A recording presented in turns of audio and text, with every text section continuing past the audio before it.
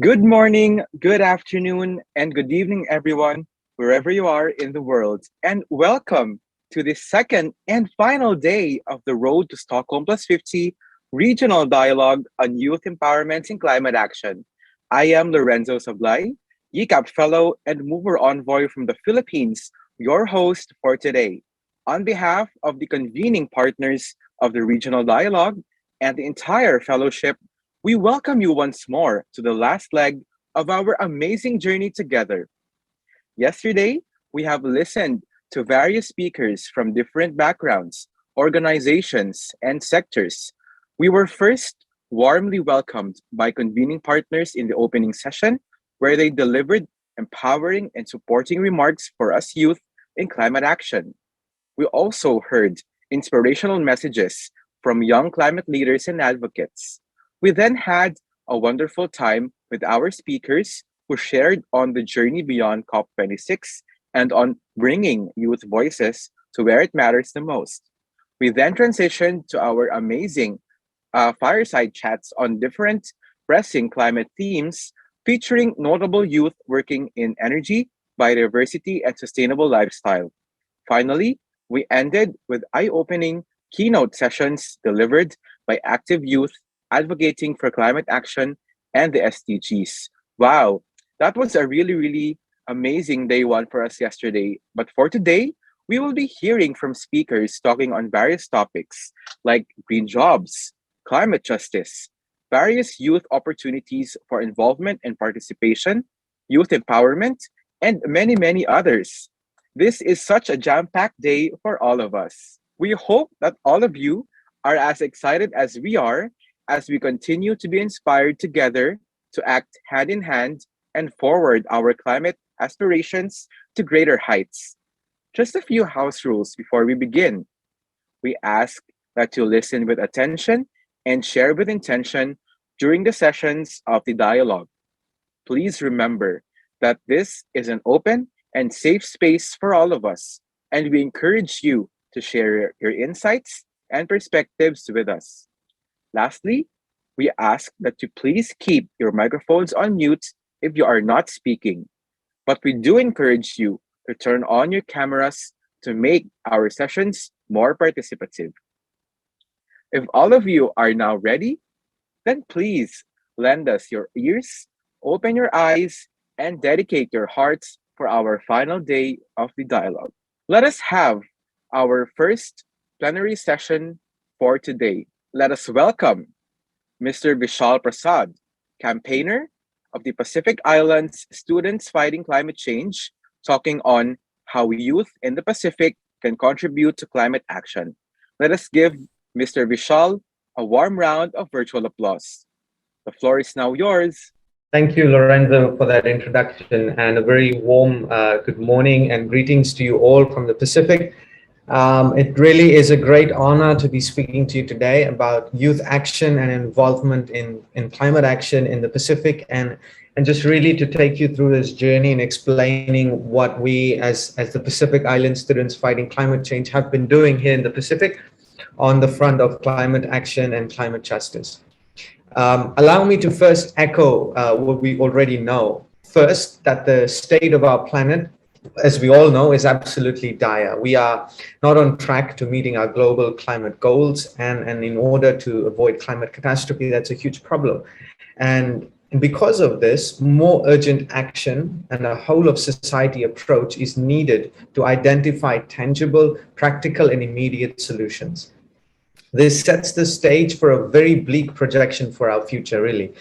Indeed, the recent IPCC reports, if we've read them, they are the strongest testament of this reality and perhaps the loudest warning to the whole planet on the need for us to get back on track.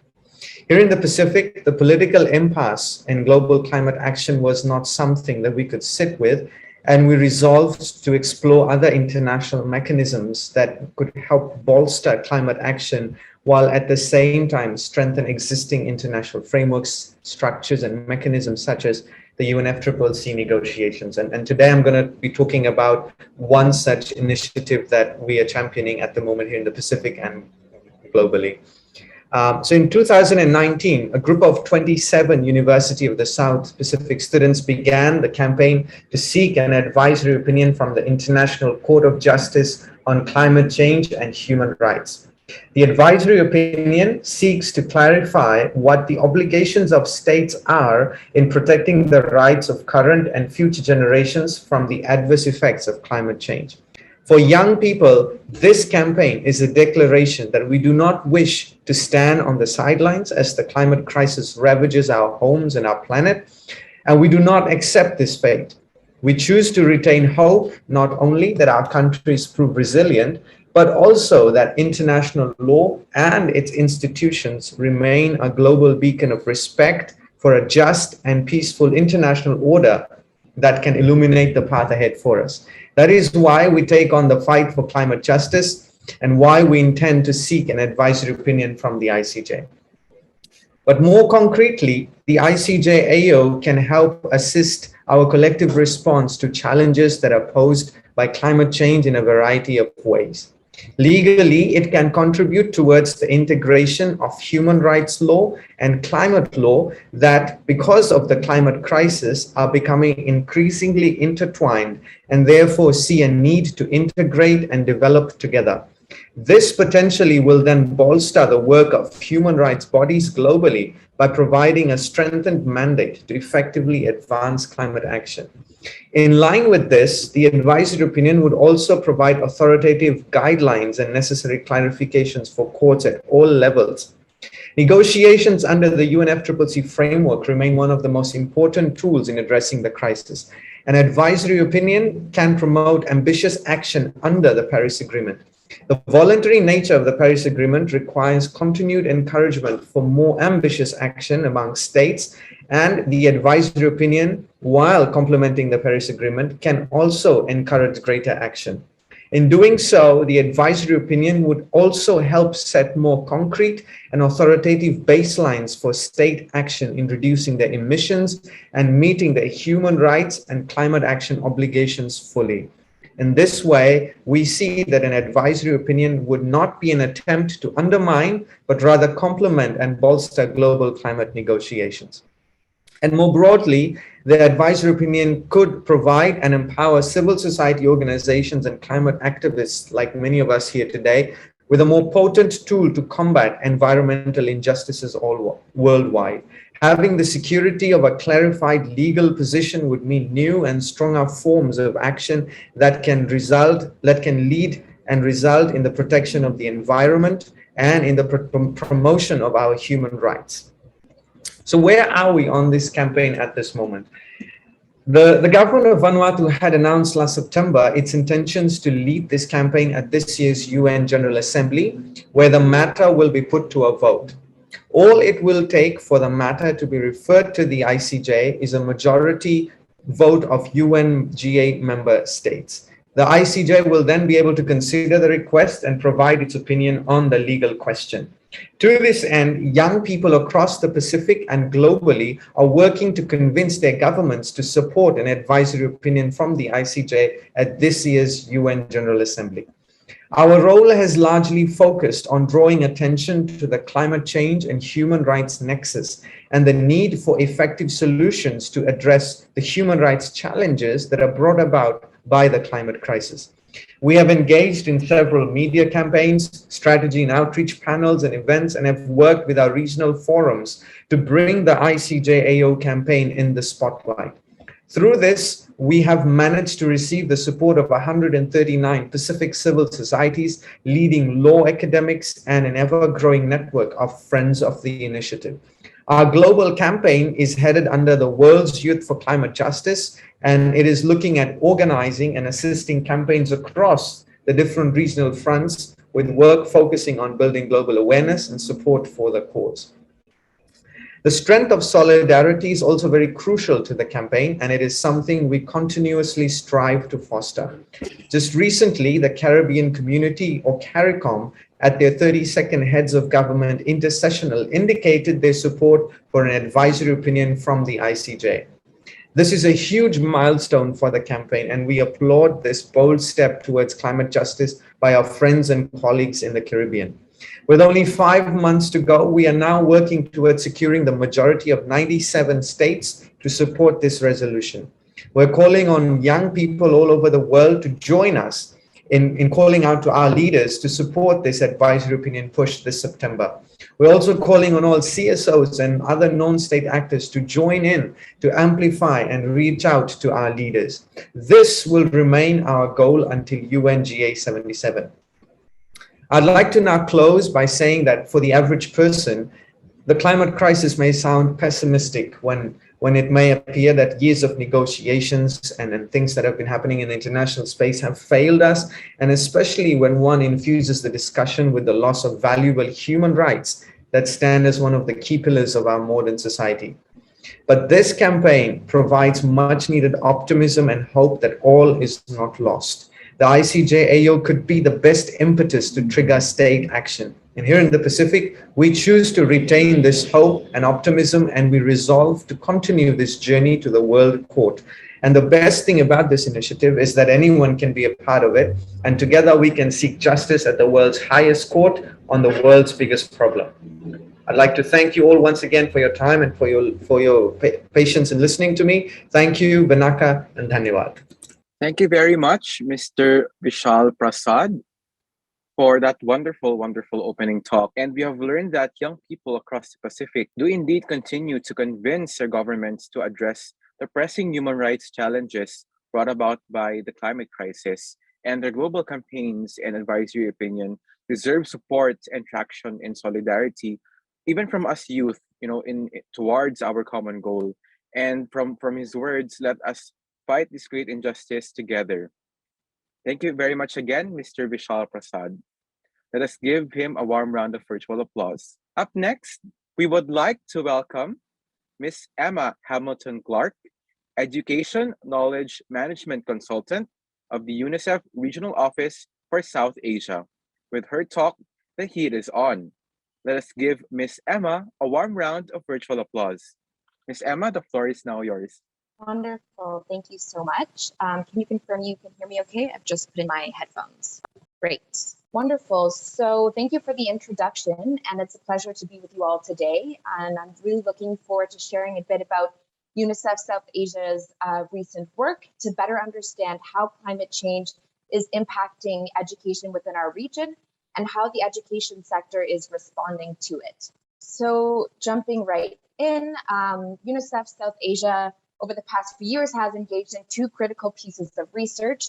One, we've engaged in a comprehensive deep dive, which will be the bulk of what I'm sharing today, our Heat is On reports, as well as we've conducted a report to better understand youth perceptions on climate change and how it's impacted their education within the region.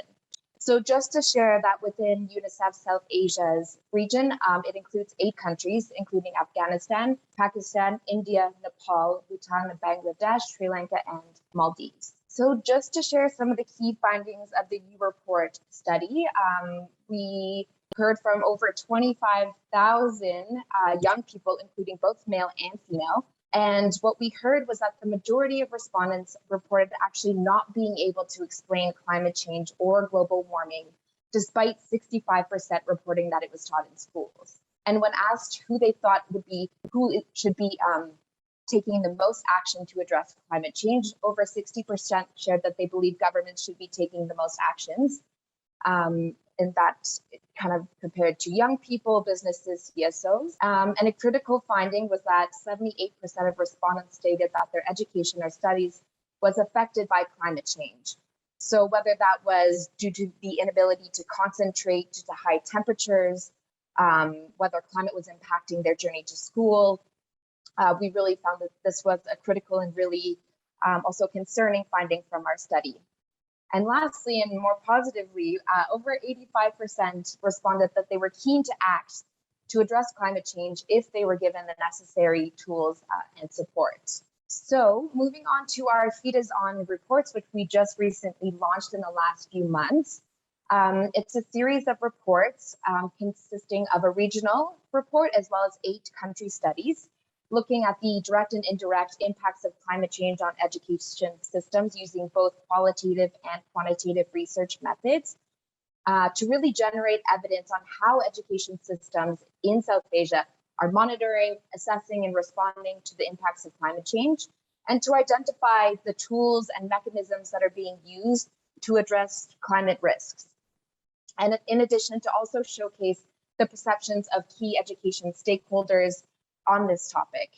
So we really feel that this report kind of represents a shift in how the education sector is being analyzed, and also the key and fundamental role that the education system can and really must play in the climate change agenda. So looking at some of the direct and indirect impacts on the education system, when we're looking at the direct impacts of climate change, it's really when school facilities and resources are physically damaged, or when education is disrupted, student and teacher health and well-being is impacted directly and immediately by fast onset climate change induced hazards, such as cyclones, floods, storms, or extreme weather temperatures. And some of the indirect impacts are ones where the education system and stakeholders are not immediately impacted, but influenced incrementally through environmental changes and slow onset events such as droughts, sea level rise, coastal erosion. So I hope you could see this diagram. It's not too small on your screens, but as we can see, both the fast onset and slow onset do influence the education system, whether that's learning facilities, access to education, influencing absenteeism and dropout, as well as the provision of education and student and teachers' health and well-being. So the regional report analyzes the education sector responses to climate change by exploring 7 key education system components. And in the interest of time, unfortunately, I can't go through all of them, but just to pull a few of the key findings. So with regards to policies, plans, and strategies, all countries in South Asia have developed a national climate change policy and strategy documents. But within these policies, there's not much mention of the role for the education sector. And interestingly, Pakistan is the only South Asian country that also has a climate change act. So the second component being finance, so exploring further financing for climate change. When it comes to curriculum teaching and learning, climate change curriculum integration in South Asia still remains really limited. And the same is to be said about teacher capacity and development, which was generally absent across the region. When there are trainings, they tended to be short-term and really lacked follow-up and sustainability. Communication, coordination, and partnerships, interministerial collaboration between education sector and those responsible for climate change and education is still really lacking. And when we look at the school communities, student participation platforms, learning and action outside the classroom really depended on the enthusiasm of the individual teachers, as well as the resources available in the particular schools. So some examples that we saw were tree planting, community cleanup campaigns, and with regards to non-formal platforms and opportunities, some examples we saw were school and child clubs, green development programs, and youth network and advocacy groups, including Fridays for Future in India and Pakistan. So the last component I'd just like to emphasize is monitoring, evaluation, and accountability. The lack of data concerning climate change impacts and vulnerability in the region was really a common and critical gap among South Asian countries. And this gap really stands in the way of designing effective and timely forward-looking interventions. And we also found that there was a general lack of monitoring mechanisms as well. So just on the right here, you can see a drawing which was shared by a student in grade 9 in Bangladesh. And through our reports, if you get a chance to take a look, we have great drawings from students sharing the impact of climate change on their education. So the reports also provide 9 key recommendations, and unfortunately I won't have the time to go through all, but I'd just like to emphasize the first 3. So firstly, to develop monitoring and assessment mechanisms and tools to systematically gather climate change impact data on the education sector, for evidence-based planning and policymaking. And that kind of touches on the last component I had just mentioned. Secondly, to incorporate climate change adaptation and mitigation considerations within key education sector policies, plans, and strategies, and ensure it's in line with the national climate change policy documents as well. And thirdly, to ensure education sector funding for climate change mitigation and adaptation, and to really ensure equity-based resource allocation to support children in schools who are the most vulnerable to climate change impacts. So the last item I'd like to share in my presentation today is a tool which is part of the Heat is On report series. So this tool was developed for education ministries and their partners to raise awareness and really promote reflection, dialogue, and assessment of progress towards making the education systems more climate resilient. So small scale and fragmented interventions really aren't sufficient. A system-wide approach is needed, and this should really be developed and anchored within national and subnational education systems within the and under the leadership of the Ministry of Education in each country. So with that said, the tool consists of system-wide standards and progress indicators for climate resilient education systems, which have been developed under those key education components, which I just covered. So I'd just like to briefly share one example. So I've pulled the school and community student participation platforms. So each system component is headed by a quality standard statement. So the statement for this example is, a greater number of students have school and community-based participation opportunities where they can exercise and develop their change agency, advocacy, and leadership capacities to accelerate climate action. So the progress indicators serve as a criteria for the level of rating for that standard. And as you can see, there are 4 levels of rating: gap, latent, emerging, and established and implemented. So governments can take this tool, have a discussion, look at where they stand and where they need to go. So with that said, I'd just like to share again all of the reports which I briefly covered in this presentation, and really encourage you to use these tools in your advocacy, explore the reports. I'll share the links in the chat, and I'm happy to also share this presentation with you all. And with that, I'd just like to conclude and thank you for your time today. Thank you very much, Miss Emma Hamilton-Clark, for that very, very insightful and wonderful talk on the Heat is On report from UNICEF. And from your talk, we learned that UNICEF South Asia really undertakes research endeavors to better understand how climate change impacts education and how the education sector responds to it. And notably from the report, and this is very, very interesting as well, majority were not able to explain climate change or global warming despite being taught that in school. And moreover, majority stated that their education was affected by climate change in a negative way. But however, in a positive note, a big percentage were keen to act against climate change if only given the opportunity and support. Looking deeper, the education system and sector is directly and indirectly affected by climate change, seeping into the key education system components. And to conclude the report, there were 9 key recommendations and also an important tool towards climate resilient education systems that were forwarded. Once again, we would like to thank you, Ms. Emma Hamilton-Clark, for gracing us the event with your presence. Thank you very much. Let us all give Ms. Emma Hamilton-Clark a warm round of virtual applause. Up next, we would like to welcome our next speaker.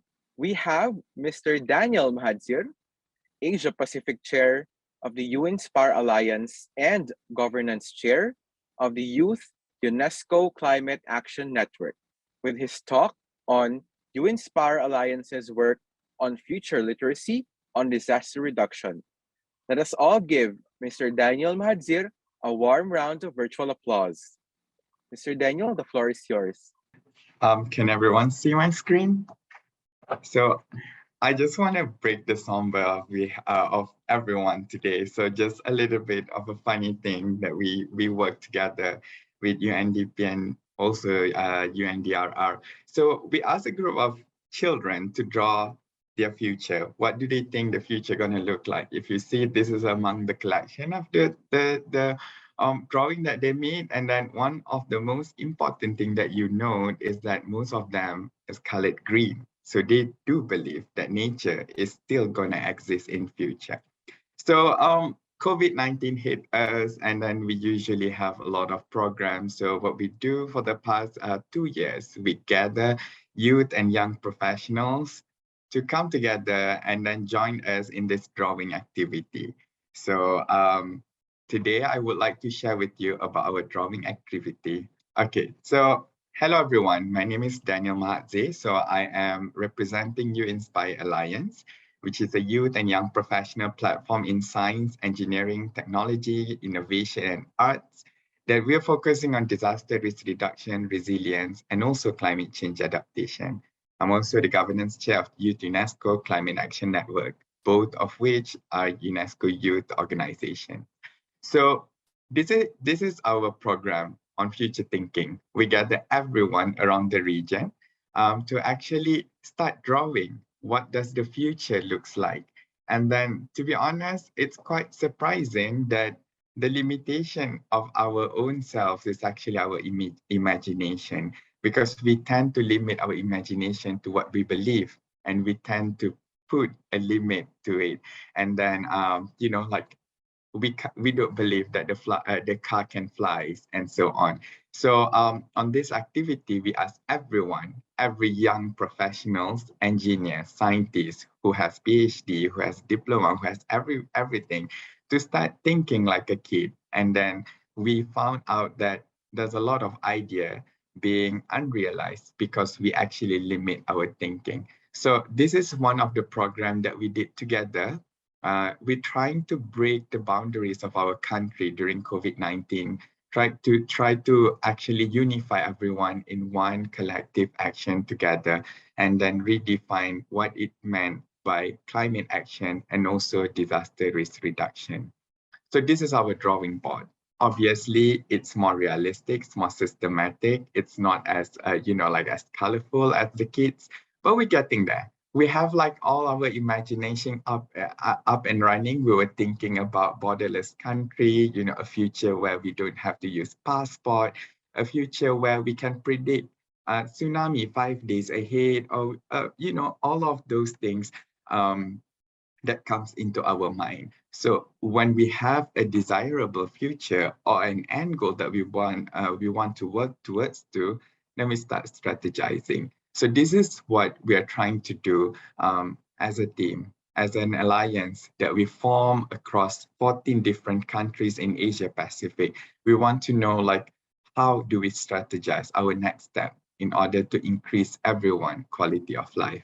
So this is our future literacy training, where we want to think about the future collectively. We come up with the Let's Talk Disaster Risk Reduction. We have a laboratory where everyone comes together and then start drawing their future. And then from there, we share with everyone what is the future that we think and what's the most relevant strategy to achieve the future that we want. So, and something that we come out with during COVID didn't actually stop there. We have like a lot of other things that entails from this first session that we started in 2021. And then coming to 2022, we are synthesizing all of our findings. We are unifying all of our imagination to report and publish. And then we want to present at the global platform for disaster risk reduction. Do you know why we want to do that? Because the future is ours. And we believe that in 2045, 50 years after the GDPR to 2022, 30 years after the last World Conference on Disaster Risk Reduction, and 24 years from now, by that time, all of these people that we gather during this future literacy will be around 41 to 64 years old. And then they are expected to be in a leadership position or in a certain level where they can influence a significant amount of their society to start thinking about climate change and also reducing this disaster risk in their community. That is why we believe that this activity is very important. So I would like to introduce everyone to who is UInspire. Perhaps some of you might know, some of you might never have heard about us, but we are actually a collection of 14 countries of youth and young professionals that work together to support disaster risk reduction. We have close to 1,000 members, and our mission is to come out with a powerful collaboration to a platform that actually empower everyone to come together and work on climate change and also disaster risk reduction. We have 5 amazing, colorful years. We started in March 2018, and then we had the Jakarta Declaration where we combined everyone across 14 countries to come together to form an alliance. And then here we are now in 2022. And the 6th focus that we have right now is to actually communicate the risk and then come up with technology and design innovation, working with local communities, contextualizing all of the things that we want to do, all the solutions, the science and everything. And then we want to continue doing research and also come up with evidence-based policy. And finally, to empower social entrepreneurship in respective communities. So the first and the most highlight of our finding is when we form a platform of a disaster information in all UInspire Alliance country. So we want to predict, earthquake, flood, landslides, and everything, and then try to actually deliver, help and also risk ahead of time. We also have 13 publications that we actively write and also report together with UNESCO, UInspire, UNDP, and also all of our collaborators around the world. So we want to make it evidence-based. We also don't want to keep it to ourselves. We want to empower. We want to tell all the policymaker, decision maker that, hey, youth and young professionals is at the forefront of this, and we have the science, then we just need a political willpower to work together with us.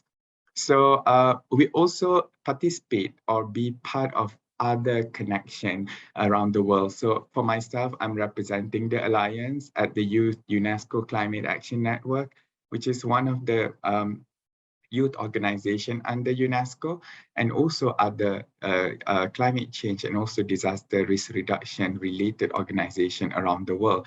So we have like many things. So from there, we can actually advertise our work everywhere around the world and tell that the future is going to be Asia Pacific and the future is going to be there, and nobody is going to stop us. So that is the end of my presentation. I have a QR code. Please join us to lead on climate and disaster preparedness. And these are all our links to connect with us. And we're happy and look forward to connect with everyone. And thank you everyone for inviting me to share in this session. Thank you very much to Mr. Daniel Mahadzir for your wonderful talk. And from your session, we have learned that there is much value in exploring and exercising futures thinking collectively, and it helps us to structure our aspirations through creatively thinking about our probable and desirable futures and consolidate these towards a concrete end goal for a society where everyone has a good quality of life. And relating it to climate change and disaster risk reduction and resiliency, futures thinking helps us to empower and educate in a creative and engaging way. Thank you as well, Mr. Daniel, for introducing UInspire Alliance to all of us. Once again, thank you, Mr. Daniel, and let us give him a warm round of virtual applause. Up next, we would like to welcome our speakers for our next plenary session on youth climate justice, movement in Asia, and updates on the regional dialogue. It is my pleasure to invite on stage the moderator of the session, Ms. Soumya Surbi, Youth Environmental Human Rights Defenders Protection Coordinator of the UNDP in Asia and the Pacific. Ms. Soumya, the floor is now yours. Thank you, Lorenzo. Hi, everyone. I'm Soumya. Welcome to the session on climate justice for children, youth, and future generations. In the sessions yesterday and today, we have heard about how climate change will have disproportionate impacts on young people, children, and those who are yet to be born. This disproportionality of impacts on different groups of populations, including younger generations, raises concerns about climate justice. This is because we all know that the climate crisis threatens the enjoyment of fundamental human rights for everyone everywhere, but particularly children and young people, and especially those belonging to marginalized and vulnerable groups. Environmental and climate justice requires putting human rights, which includes children and young people, at the center of environmental action. UN agencies with partners are making concerted efforts towards tackling the climate crisis in equitable, ethical, and just ways that not only consider children and young people, but enable their meaningful participation in climate actions. We are lucky to have three great speakers with us today who will be sharing some of the steps taken on this road to climate justice. Just a quick note that we will open the floor for questions from the audience after the presentations. So if any questions come to your mind while our speakers are presenting, please hold on to them and we will give you a chance to ask them later in the session. Now, it is my pleasure to introduce you to our speakers. We have with us Dr. Georgina Lloyd-Rivera, who is the Regional Coordinator for Asia and the Pacific, Environmental Law and Governance for the United Nations Environment Program. Georgina's work cover the areas of environmental rights, environmental crime, technical assistance in environmental law, and capacity building at the national and regional level.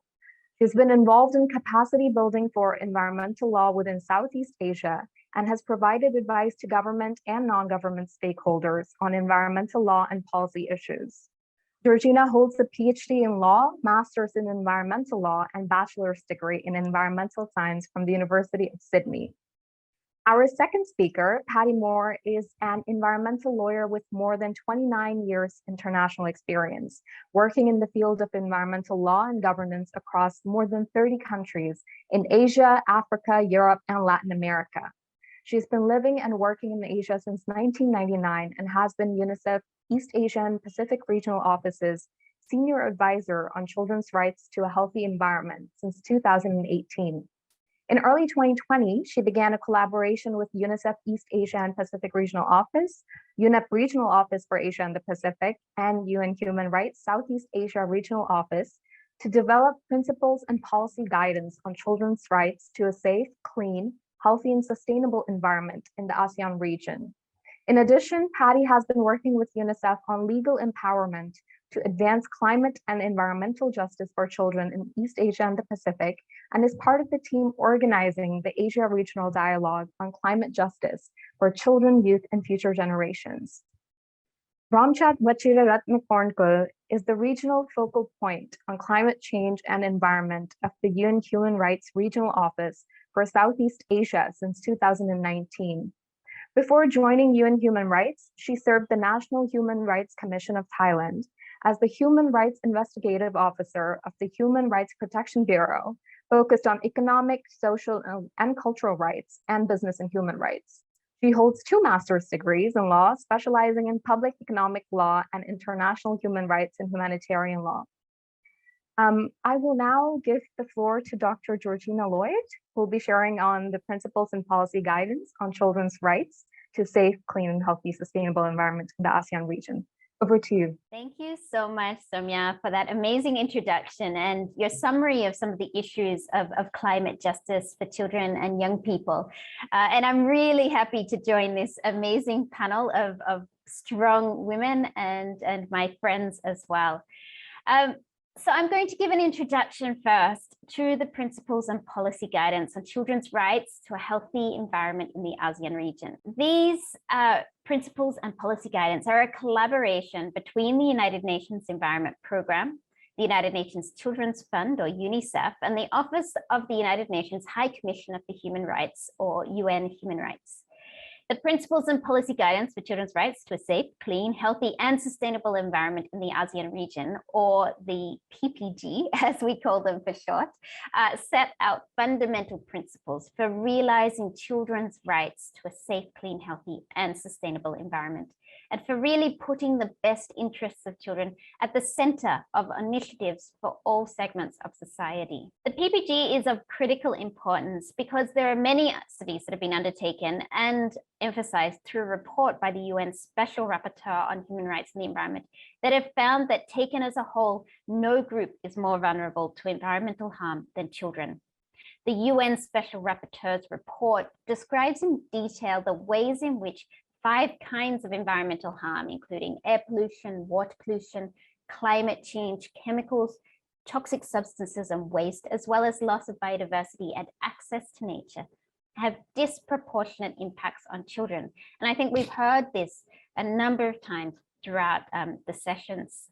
The PPG is also really important because it further reinforces that children's environmental rights are well established.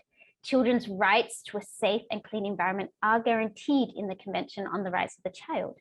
The CRC mentions that environment in the context of the risks that pollution creates for children's health and in the context of education. We can see through Article 24(2)(c) that states parties shall pursue full implementation of this right, and in particular, take appropriate measures to combat disease and malnutrition, including within the framework of primary health care, through, inter alia, the application of readily available technology and through the provision of adequate, nutritious food and clean drinking water, taking into account the dangers and risks of environmental pollution. So the PPG is a response to this the situation that we face. And the PPG provide fundamental statements about the relationship between children's rights and environmental protection. They were developed by a group of experts, which included youth and adults from around the ASEAN region, with the support of the 3 UN agencies. And here you can see a QR code where you can access the PPG, and you can also access it in 9 ASEAN languages as well. So what does it set out? Well, first of all, it sets out what is a healthy environment. And this includes substantive rights to a healthy environment, which is clean air, safe climate, healthy ecosystems and biodiversity, safe and sufficient water, healthy and sustainable food, and non-toxic environments. It then sets out a series of principles, which include 9 general principles, which you can see here on the screen, as well as 28 specific principles that elaborate on these general principles.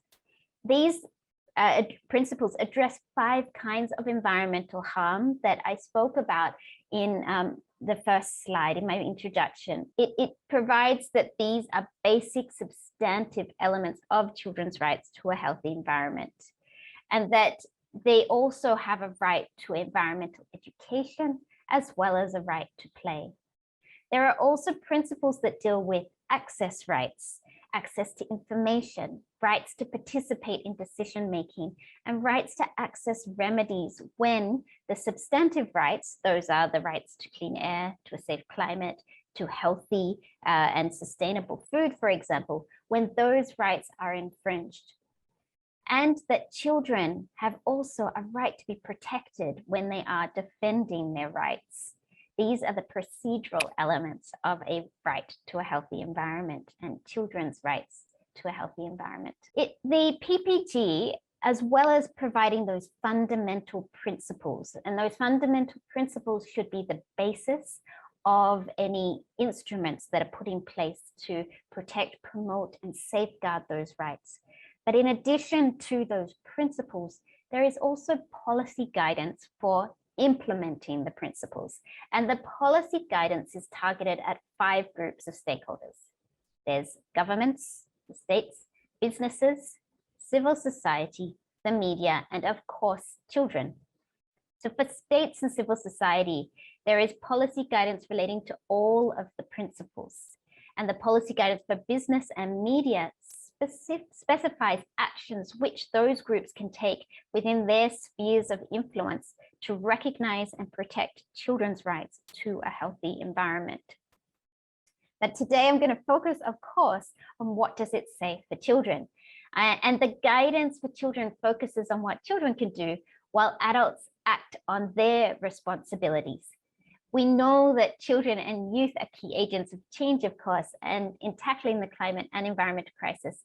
And so this sets out a series of things that children can do to practice those rights, realize those rights through learning, through talking and discussing, telling children about what you learn about the environment, telling instructors that you need child-friendly information on the environment and climate change. And this is really closely connected to some of the presentations that we just heard. Also through play, that you can find things that you want to do to protect the environment that are fun as well. Starting community cleanups and fun days like that. And finally, joining, how you can use networks and building a solidarity amongst your peers. And there are a few examples of different networks and initiatives that you can join. But of course, this list is not exhaustive. Finally, how you can advocate and how you can seek to realize your rights to participate in decision making, and how you can tell those adults and governments and states and businesses how important it is that your rights are realized. So in closing, let me just say that with this specific child-friendly version of the principles and policy guidance, we seek to provide age-appropriate information in an inclusive and accessible format.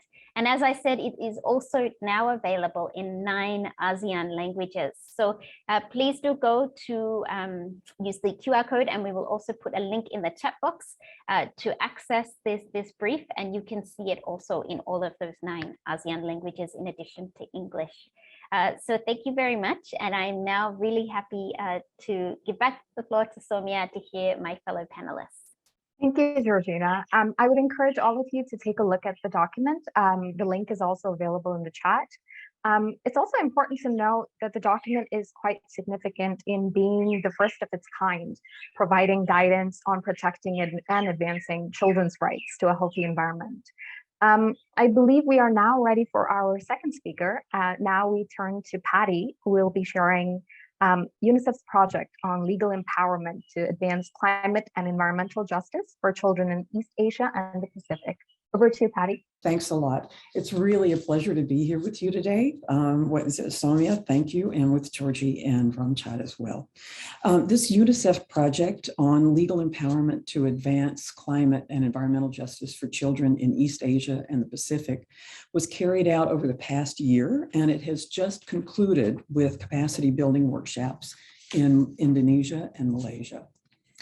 The project was carried out by UNICEF's Regional Office for East Asia and the Pacific, and did not include South Asia because that's covered by a different UNICEF regional office. The research and analysis that you'll see explained here in a minute was carried out by a team of lawyers in the Sydney, Australia office of King & Wood Mallesons, which is an international law firm. What is legal empowerment? There can be many definitions, but in the context of this project, it's about how children and young people can take steps by themselves, and sometimes with the support of adults, to fully enjoy their rights to a healthy environment that Georgina has just explained, including the right to a safe climate. As you'll see from the case studies that we'll talk about in a minute, it can involve using the law and using the courts, or it can involve taking other actions that don't necessarily directly involve the law. So here, the first 4 of 8 case studies, you get an idea of the variety of ways that legal empowerment of children for environmental and climate justice can work. I'll go through these just very quickly. I know there's a lot of text on the screen, but you will be able to read the details of all of these case studies in the final report of the project, which the UNICEF Regional Office for East Asia and the Pacific will have up on its website very soon. It's in production layout right now. But here, first of all, you see a court case in Australia brought by children with the support of an adult. You also see a complaint made by a group of children to an international body. You see an initiative by two young environmental activists in Indonesia, and you see the example of a climate activist group in Malaysia that and both of these are having impacts outside of their own communities and their own countries and are networking with similar groups around the world. In the other four of the 8 case studies, first we see an example from Mongolia involving young people in monitoring air pollution. We see, again, 2 court cases, one from the Philippines and one from Thailand. And finally, another appeal to an international body, in this case, the International Court of Justice, where the government of Vanuatu is actually supporting a student group to bring a request to the International Court of Justice for a ruling on an issue that deals with climate change and the human rights of children and future generations. Now, the study identified 4 steps to legal empowerment after looking at all of these case studies.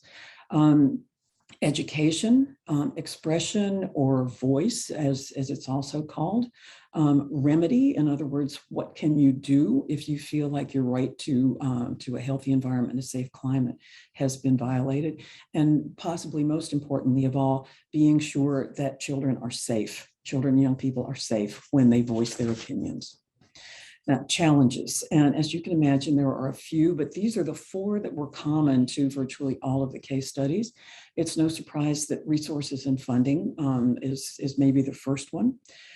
Education is it's not only a challenge of education of children and young people, but the challenge is also that many, if not most adults, have not themselves been educated about the rights of children to a healthy environment. Technology is probably not an issue for most children and young people when they have access to it, but access to a phone or a tablet or a computer, but also to a reliable source of electricity and to the internet can be a very serious challenge for many children and young people in many countries. And finally, unfortunately, there are risks. I hope that none of you here today have been a victim of cyberbullying, but we know that this happens. We also know that unfortunately there can be a risk of physical harm, not just cyberbullying. And then when you use the route of the law in the courts, it can be hard. And it goes back to the first issue, it can be expensive too. And it also takes a lot of time, which is something that many children and young people and their mentors don't have. The lessons that the study drew, okay. Lesson number 1, in all of the case studies, with the exception of the court case in the Philippines, which was decided before social media was as influential as it is today, children and young people are using social media to make their voices heard. In lesson number 2, lawyers have supported children and young people in all of the court cases and in the complaints made to international bodies. Lesson number 3, we saw from the cases in Indonesia and Malaysia that these are examples of how young people in Asia are networking with young climate activists and environmental activists in their own countries and in other parts of the world. Lesson number 4, you don't need a law degree. The person who supported the children who brought the court case in Australia was an 86-year-old Catholic nun. And finally, lesson number 5, the governments of Vanuatu and Mongolia, as we saw from the case studies, are supporting young activists in their countries. Now, the opportunities, as you can imagine, and I think we heard from some of the speakers in the previous session, there are many. The report goes into a lot of detail on a lot of opportunities. We'll just look at these quickly on the screen, and then I hope that when the report is out and published, that you'll be able to look at them in more detail. First, there are opportunities for children, young people, and their caregivers. And all of these opportunities are organized by the 4 steps to empowerment, which are education, voice or expression, remedy, and safety. There are opportunities for civil society organizations, for international organizations, and for governments. Fine, I'll put the general link to the UNICEF East Asian Pacific Regional Office's webpage for its publications. We don't have a definite date yet for when the report will be published, so please use the link and check it. And as soon as it's published, we'll try to get the word out to all of you. Thanks again for inviting me to be here today. It's been a real pleasure. Thank you, Patty. We will be on the lookout for this very timely and relevant report. And we were fortunate actually to hear earlier from Vishal Prasad, who is part of the group of young people campaigning for an advisory opinion from the ICJ, which was one of the cases that you highlighted. I would now like to invite Kun Ramchat to share on the Asia Regional Dialogue on Climate Justice for Children, Youth, and Future Generations. The floor is yours. Thank you very much for reminding this. It's always happened during the virtual forum, but I am very happy to be here, and thanks for YCAP for having us, UNICEF, UN Environment Program, and UN Human Rights Office here in this really important conference. And I would like to begin with not so positive note, which is once again, the scientific community has made it clear this week, just this Monday, that the world is on a fast track to the disaster and is now or never to limit global warming to 1.5 degrees. That we have heard this very often, or the world will be uninhabitable. However, the IPCC report still gives us some hope. The IPCC authors recognize in their assessment that many citizens around the world care about nature and environmental protection and are motivated to engage in the climate action.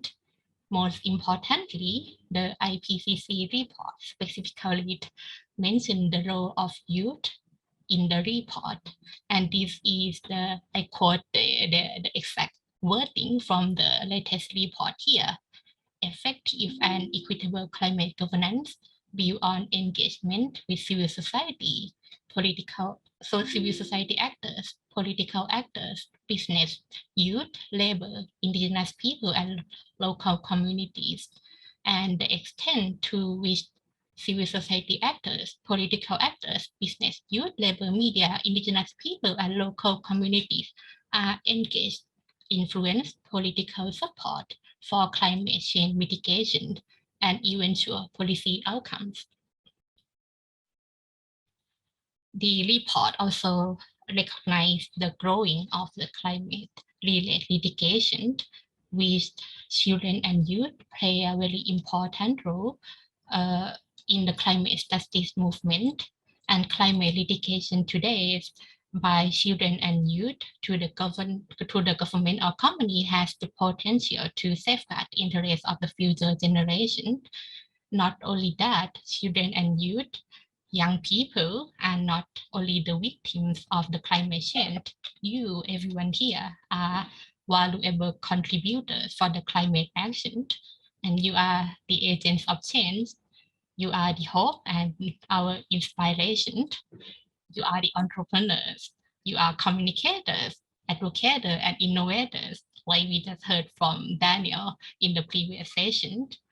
Whether to education or technologies or innovation, you are scaling up the effort and using your skills in accelerate climate action.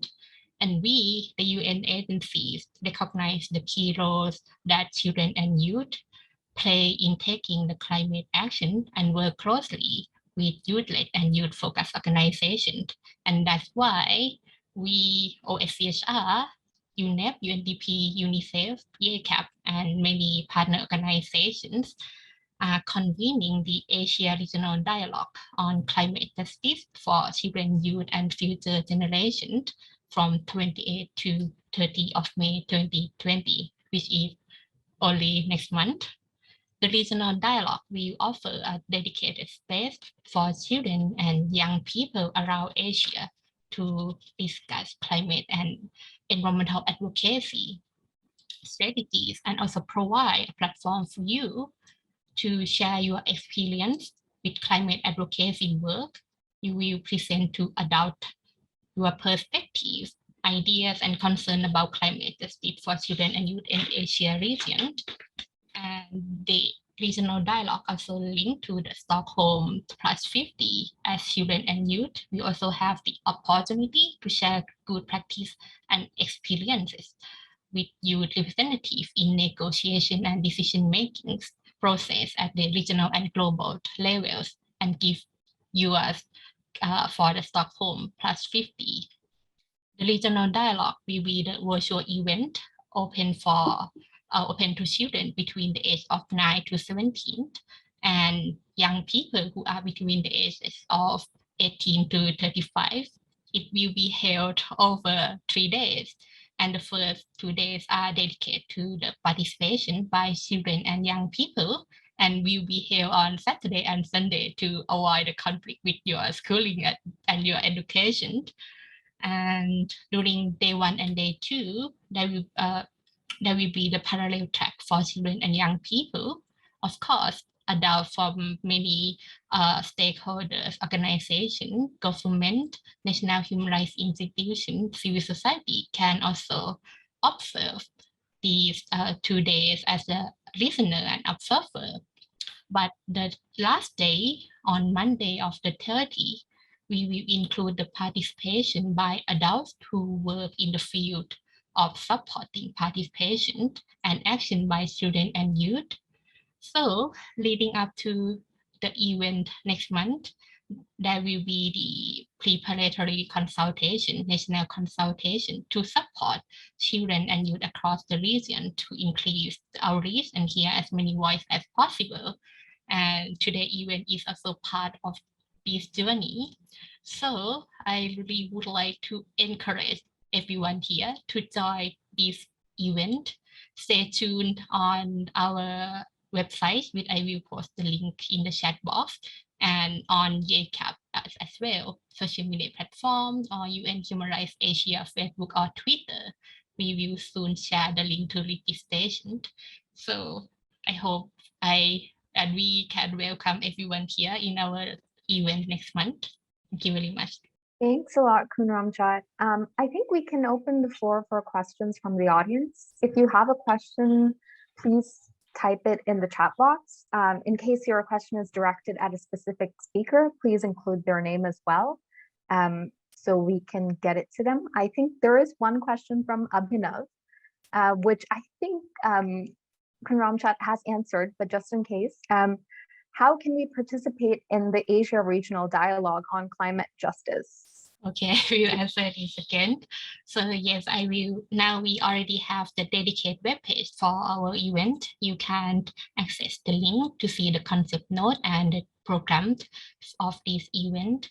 The registration will follow very soon. So stay tuned on UN Human Rights Asia Facebook and Twitter, and on all of our partners organizations, which also include YCAP as well. Yeah, so if you follow YCAP on any of our social media platforms, you will get to hear about it. You will get to hear about how you can register and hopefully join in the regional dialogue. I'm wondering if we have any other questions, because we don't have much time, to be honest, but it was wonderful to hear from our speakers, and I want to really thank all of you for joining in today, as well as our audience. And I think I will hand it back to Lorenzo, if that's okay. Yes, thank you very much, Soumya, for moderating our session. And of course, thank you to our panel speakers, Mr. Gina, Ms. Patty, and Ms. Ramchat, for all of your enlightening discussions. And if I can recap some of the main takeaways from this session, Mr. Gina said that children have rights to a safe, clean, healthy, and sustainable environment with specifics as provided for by the PPG document. A healthy environment includes safe climate, clean air, healthy and sustainable food, rich biodiversity and ecosystems, and also non-toxic environments. And in achieving this, different stakeholders must actively work together and contribute so that children can live and grow up in a healthy environment. Next, Miss Patty talked about legal empowerment of children with support from adults that has much impact in ensuring that children live in a healthy environment. And education, expression, remedy, and safety in voicing opinions are important components of legally empowering children to fight for their rights to a healthy environment. Technology and social media can also aid in expressing this right. Lastly, Ms. Romchat affirmed that children and youth play an equally important role in being agents of change for our planet. The Asia Regional Dialogue on Climate Justice will convene and offer a space for children and youth to advocate, present, and share their experiences, ideas, concerns, and perspectives on climate. Once again, we hope that you have enjoyed the amazing sessions this morning so far, and we will be taking a short break. We hope to see you soon. Throughout the past 1.5 days, we saw that many of you are really actively exchanging your contacts, applauding for the inspiring stories, and eager to engage and take actions for climate. The next session that we will have will focus on the opportunities for youth to take climate actions in their communities and beyond.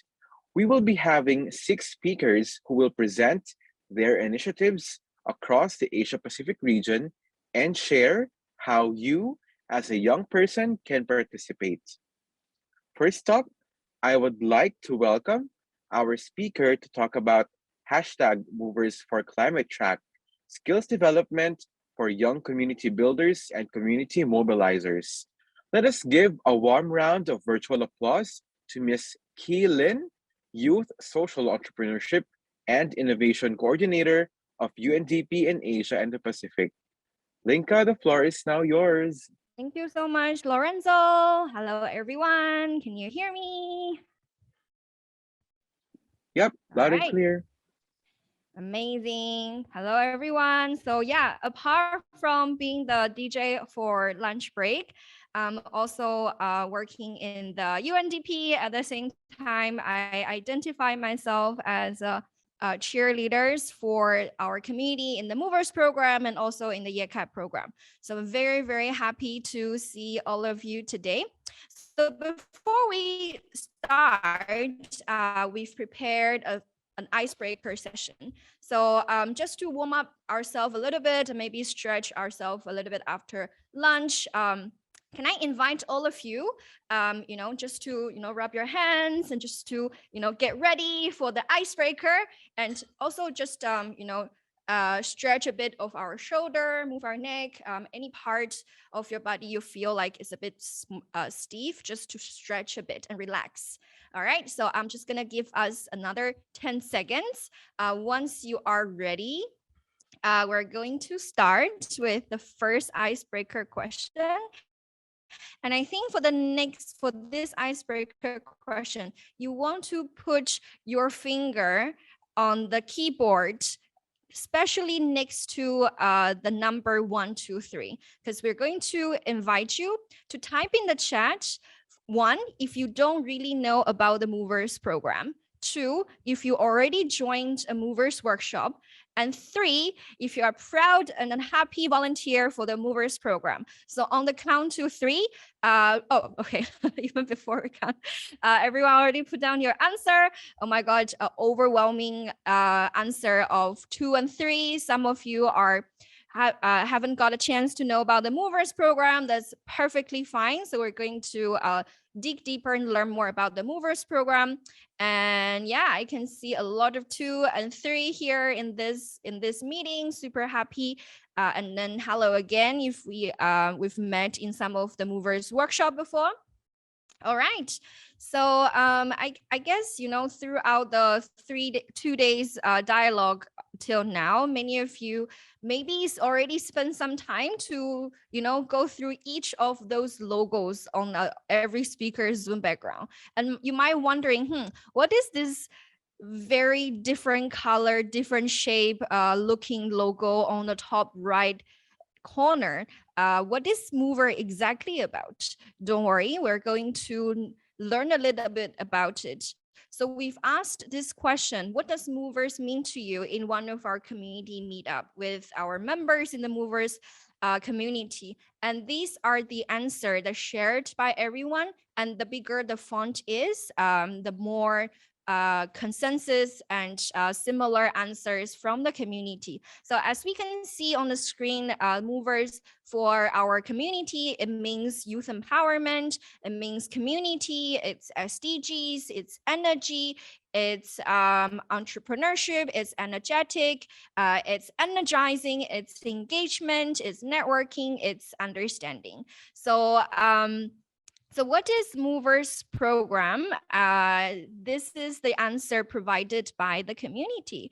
And so what do we believe in? We believe in a concept called social gardening. So imagine that there are two seeds, right? Planting next to each other. One seed is very well taken care of. It has the best sunlight. It has the best nutrition. It has best, fertilizer. It has the best amount of raindrop or water. And then the other seed next to it, it doesn't get anything. So 10 years later, what would happen? What would you anticipate the difference between these two seeds? So for us in the movers, we really want to, take care of them. I believe every one of us is a seed of potentials, and we want to make sure that your seed of potential is well taken care of. So with movers program, a random young person on the left hand side who is giving you this harsh gesture, with the movers program, she will be as awesome as Lorenzo, who is our MC today, who is really bringing this, weaving the whole sessions and agenda, and having this voice together with a lot of experience and knowledge. So what we do with the Movers Workshop is through trusting young people to organize their own workshop. We provide trainer toolkits and really provide this learning opportunities, mentorship, and supportive community that bring us all together. So this is our secret formula of the movers. We believe learning through actions. We believe learning through making mistakes. We believe learning through mentoring other volunteers, because we believe, for us, leadership is more than just become an awesome individual. It's also allowing other people to follow our footstep. And we also believe learning through having fun and making friends. So specifically on the Movers for Climate, we have climate workshop, level 1, level 2, that's starting to break down this very broad topic about what is climate change, and starting from what is the difference between climate and weather, really try to break things down into something that we can all understand. And then with level 2, we dig deeper into each of the industry, and we have level 3 and 4 coming up. And we've also recently launched a new workshop on life below water, understanding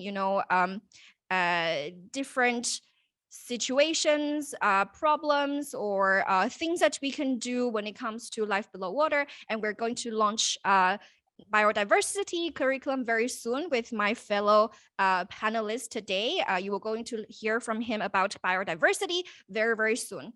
And if you are curious to know how can you join this, if you're curious about how come these people are so chill and happy, having fun, but still learn so many things, creating so many impacts, scan the QR code on the screen, or take a picture and remember this link.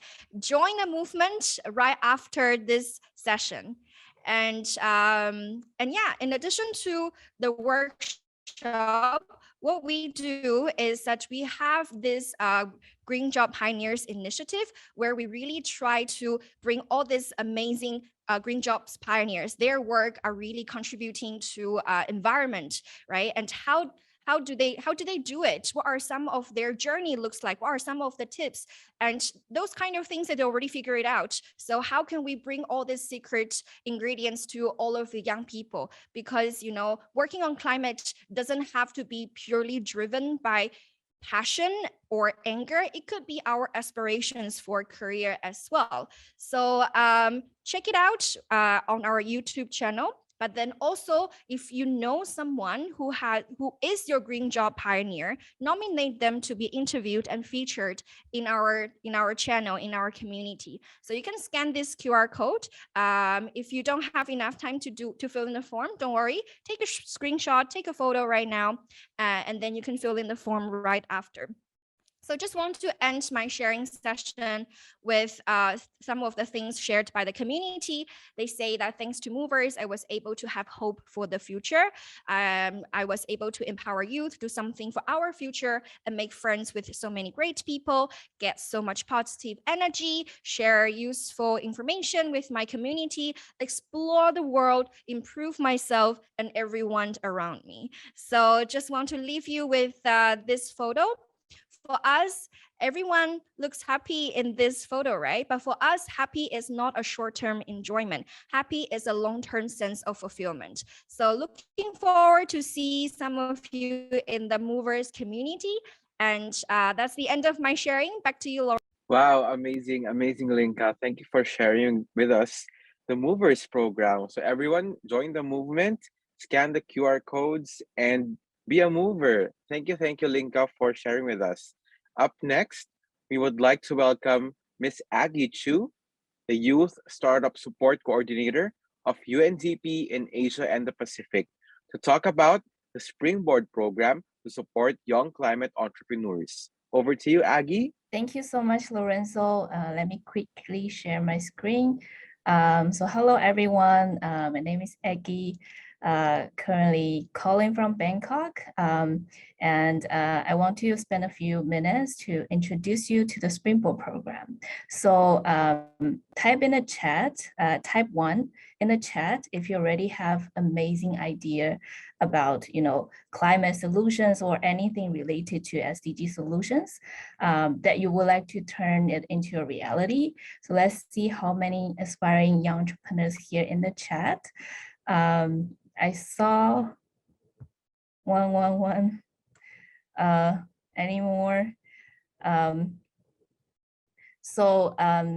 If you're going to implement an amazing solution, you can also type in the chat what is the biggest challenge you are facing now, how you would like others to support you.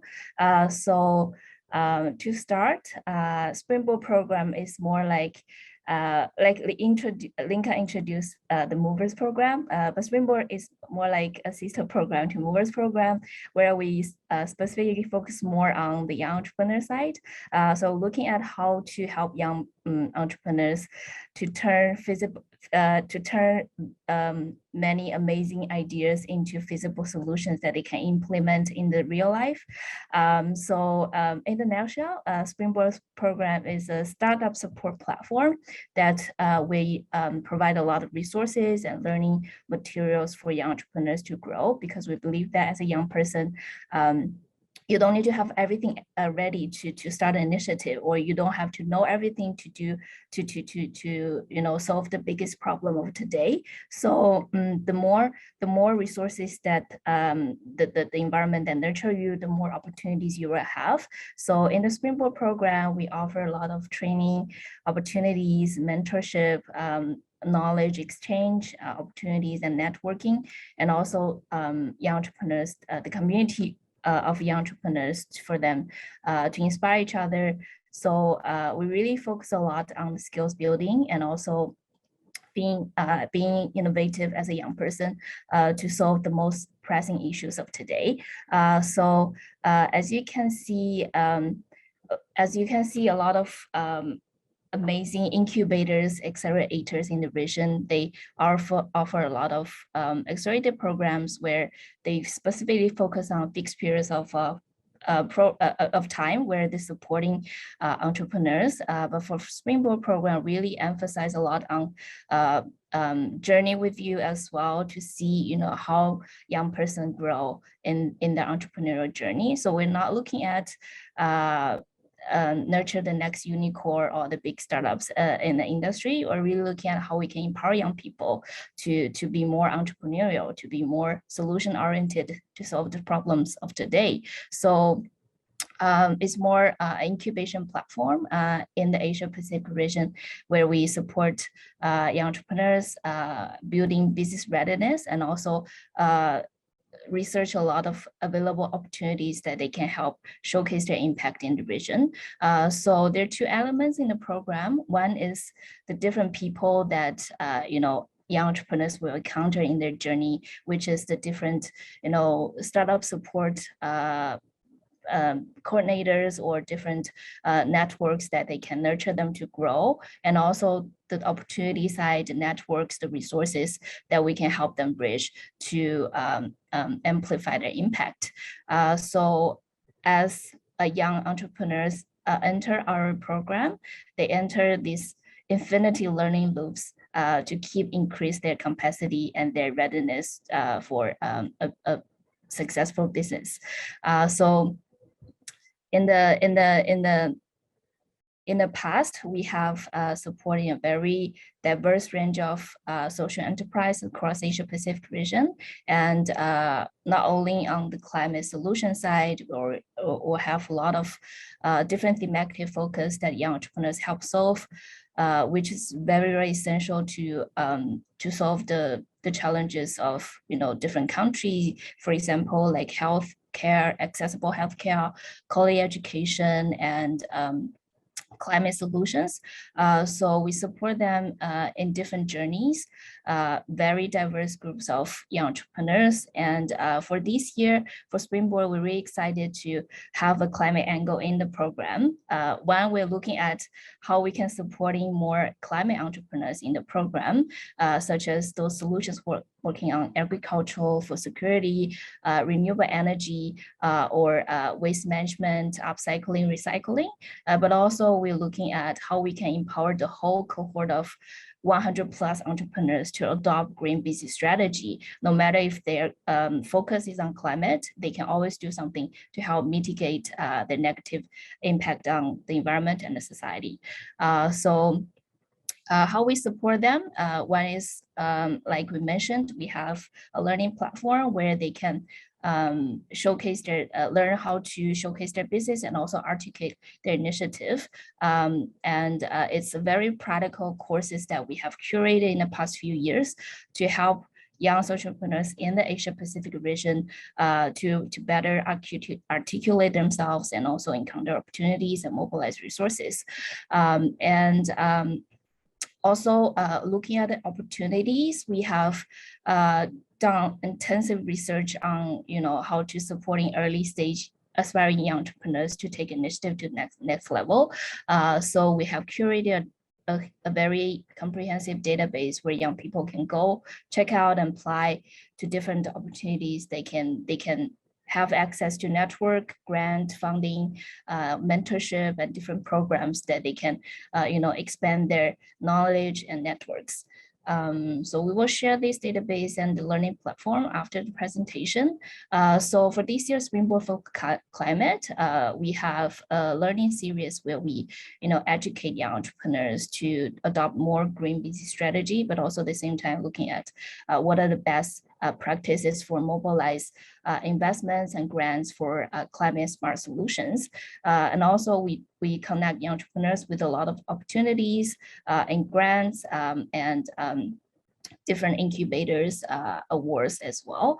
And the last point I want to stress is we also looking at how to leave no youth behind as an incubation platform. So even we have quite a few climate solutions in our cohort, they also have amazing angles supporting, very vulnerable groups on the ground. For example, like Smart Farm Fiji to provide agricultural training to the family household who are the caretaker of the orphanage, or Spiral Farm House, who specifically, supporting indigenous group in Nepal, and also Himalaya Innovation, who introduced the women local women to renewable energy. So these are very amazing young initiative that led by young people, and we're really proud to be there in their journey so far.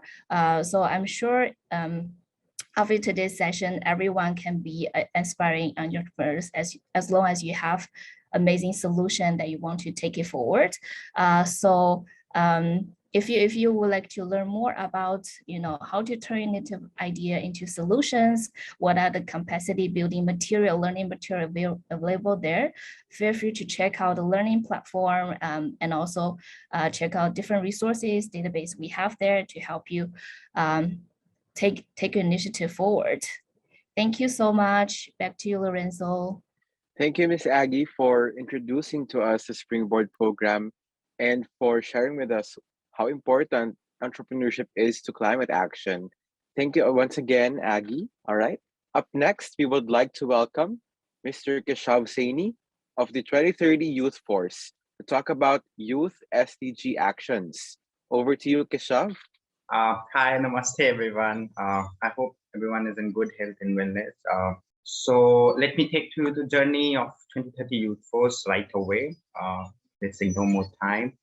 So yes, we are 2030 Youth Force, and it's an initiative by UNDP and UNV Asia Pacific. So we started our journey back in 2016. So this is almost our 5th year. And we have done a couple of things. I can say a lot of things are going on, and in short, what we are up to. So it's mainly our main work is to aware, engage, and advocate for SDGs. So it's a network for young people, and the main agenda is to leaving no one behind. Officially, we have 700 million youth across Asia Pacific. So the main agenda is to engage them and aware them and advocate for SDGs. Moving on, how much number we have right now in 2030 Youth Force. We're trying to do a lot of creative things, like coming up with flash mob, coming up with music videos, and through our social media outreaching program. So these are the main things that we do. Apart from our best practices, as you can see on your screen, that quite creative work, whether I can say caravan is going on in Philippines, some peace performing art, or some training programs. So more sort of like that. I don't want to bore you guys, telling about. You can go through our website and check out what we are up to. This is our major achievement, back in 2019. Because of our policy advocacy in Philippines, we will be, we were able to pass the resolution in House of Representatives of Philippines, where they officially pass the resolution to advocate for SDGs. I think Lorenzo I don't know whether you know about it, Lorenzo. So this was kind of very major achievement that government accepted our advocacy programs. So what makes us different? It's mainly, as you can say, we are trying to bridge, as in cross-country cooperation between the youth. So right now we have +7 countries on board, like we have footprints in many other countries as well. But yes, majorly in Indonesia, Philippines, Vietnam, India, Nepal, and China. So that's what right now we're doing. So you can see like a lot of things are going on. We initiated one music video in Vietnam, and this was like a glimpse of it. Everything is available on website, so you guys can go through it. This was like flash mob in Indonesia. So yeah, in short, the way forward for us is, right now we are on the decade of action and planning to expand. And, with partnership, we are trying to advocate and build the leadership of young people. So the main agenda is definitely leaving no one behind, and coming up with a platform for the youth where they can, learn from each other, co-learn, come together, advocate, and do some sort of action for SDGs. So that's all from my end. You can go through our Facebook page, on a website, and ping us. We're always all welcome to you guys, and it's an open platform for you. So that's all from my end. I'm not sure. I wanted you guys to meet people, but unfortunately, I think. Thank you so much, Mr. Keshav. Thank you so much for sharing 2030 Youth Force with all of our participants. So take note of the contact information on screen. So we would like to go to our next speaker, Mr. Kitikun Saksung, the coordinator of Global Youth Biodiversity Network, or GYBN, for Asia and Thailand, and the Youth Engagement and Climate Change Officer of UNDP Thailand, to talk about the Youth Manifesto of the Global Youth Biodiversity Network. Mr. Kitikung, the floor is now yours. Thank you, Lorenzo. Let me share the screen in a bit. Oh, okay. Thank you. Hi, everyone. Thank you, Lorenzo, as well for the introductions. And as Lorenzo already mentioned, I'm the coordinator of the GYBN, or the Global Youth Biodiversity Network. So maybe let's get to know a little bit about that. So GYBN is actually the youth constituency to the Convention on Biological Diversity, which has been running for 10 years as well. And what we do is that we empower and capacity building, we advocate and do campaigning, we mobilize and take actions. Through we've have engaged with the youth network of the GYBN like worldwide. Right now we have like members in 172 countries and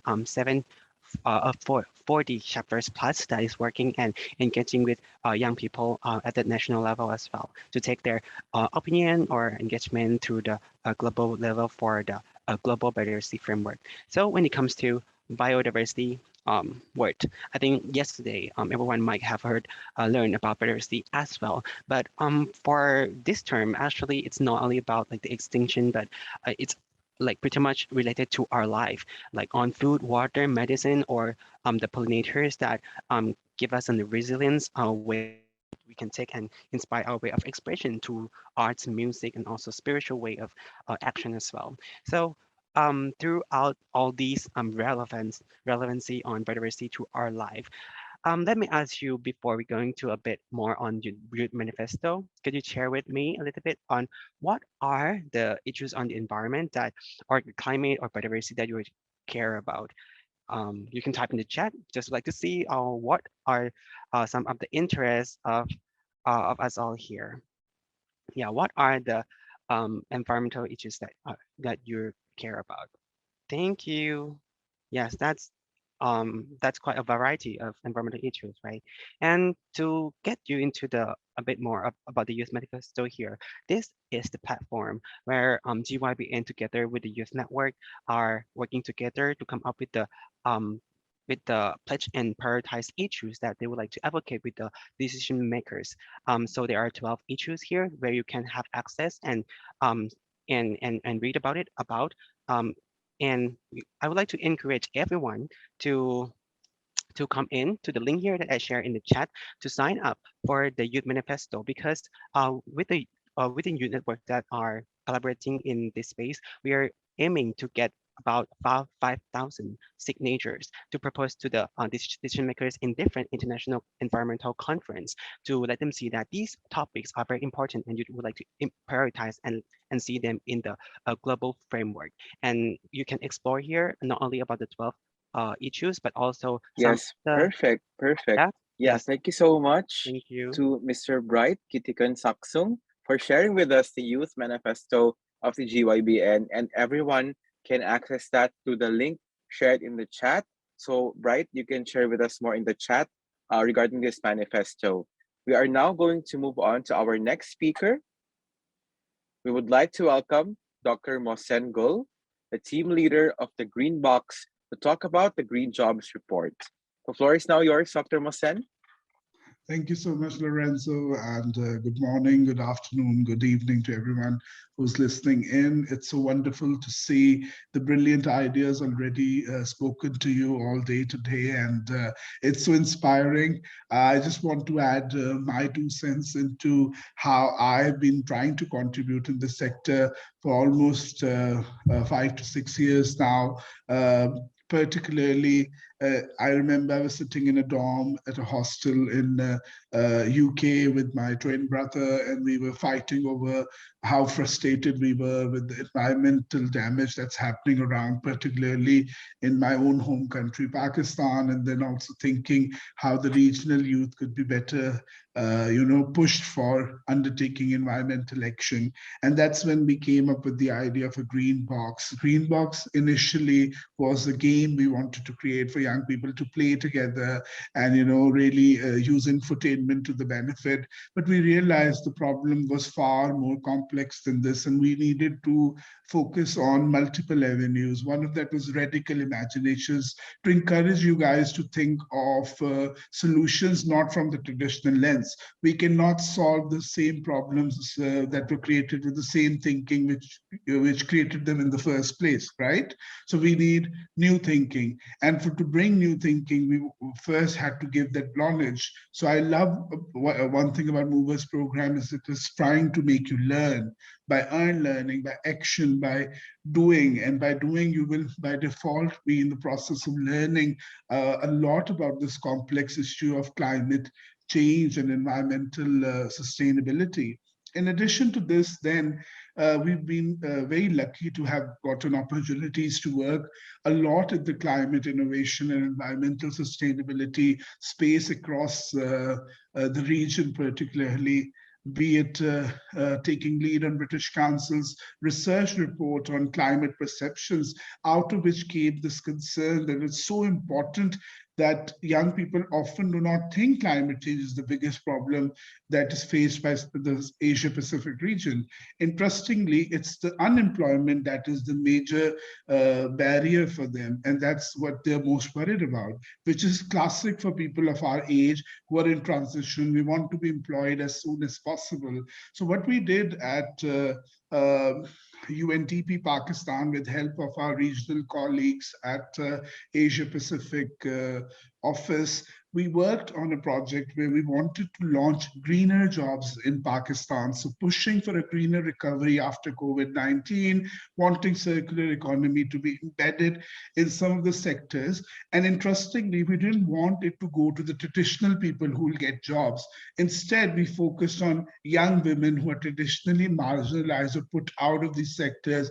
For instance, in renewable energy in Pakistan, there's only 1% female population working in that energy sector, so on and so forth. We identified some sectors naturally have more potential to engage young women, for example, hospitality sector, for example, textile sectors. So we've been working not just at creating these jobs, we're trying to think at the policy front how a national roadmap could be put together to help this be implemented in the short term and the long term. And then with the help of Greenbox and other organizations, we've launched some circular economy or green job fellowships at different government and private sector organizations, which is really helping to show that, yes, it looks a great word, circular, green, they look great, but you have to contextualize it in your organization's local context to be able to create the jobs that are needed.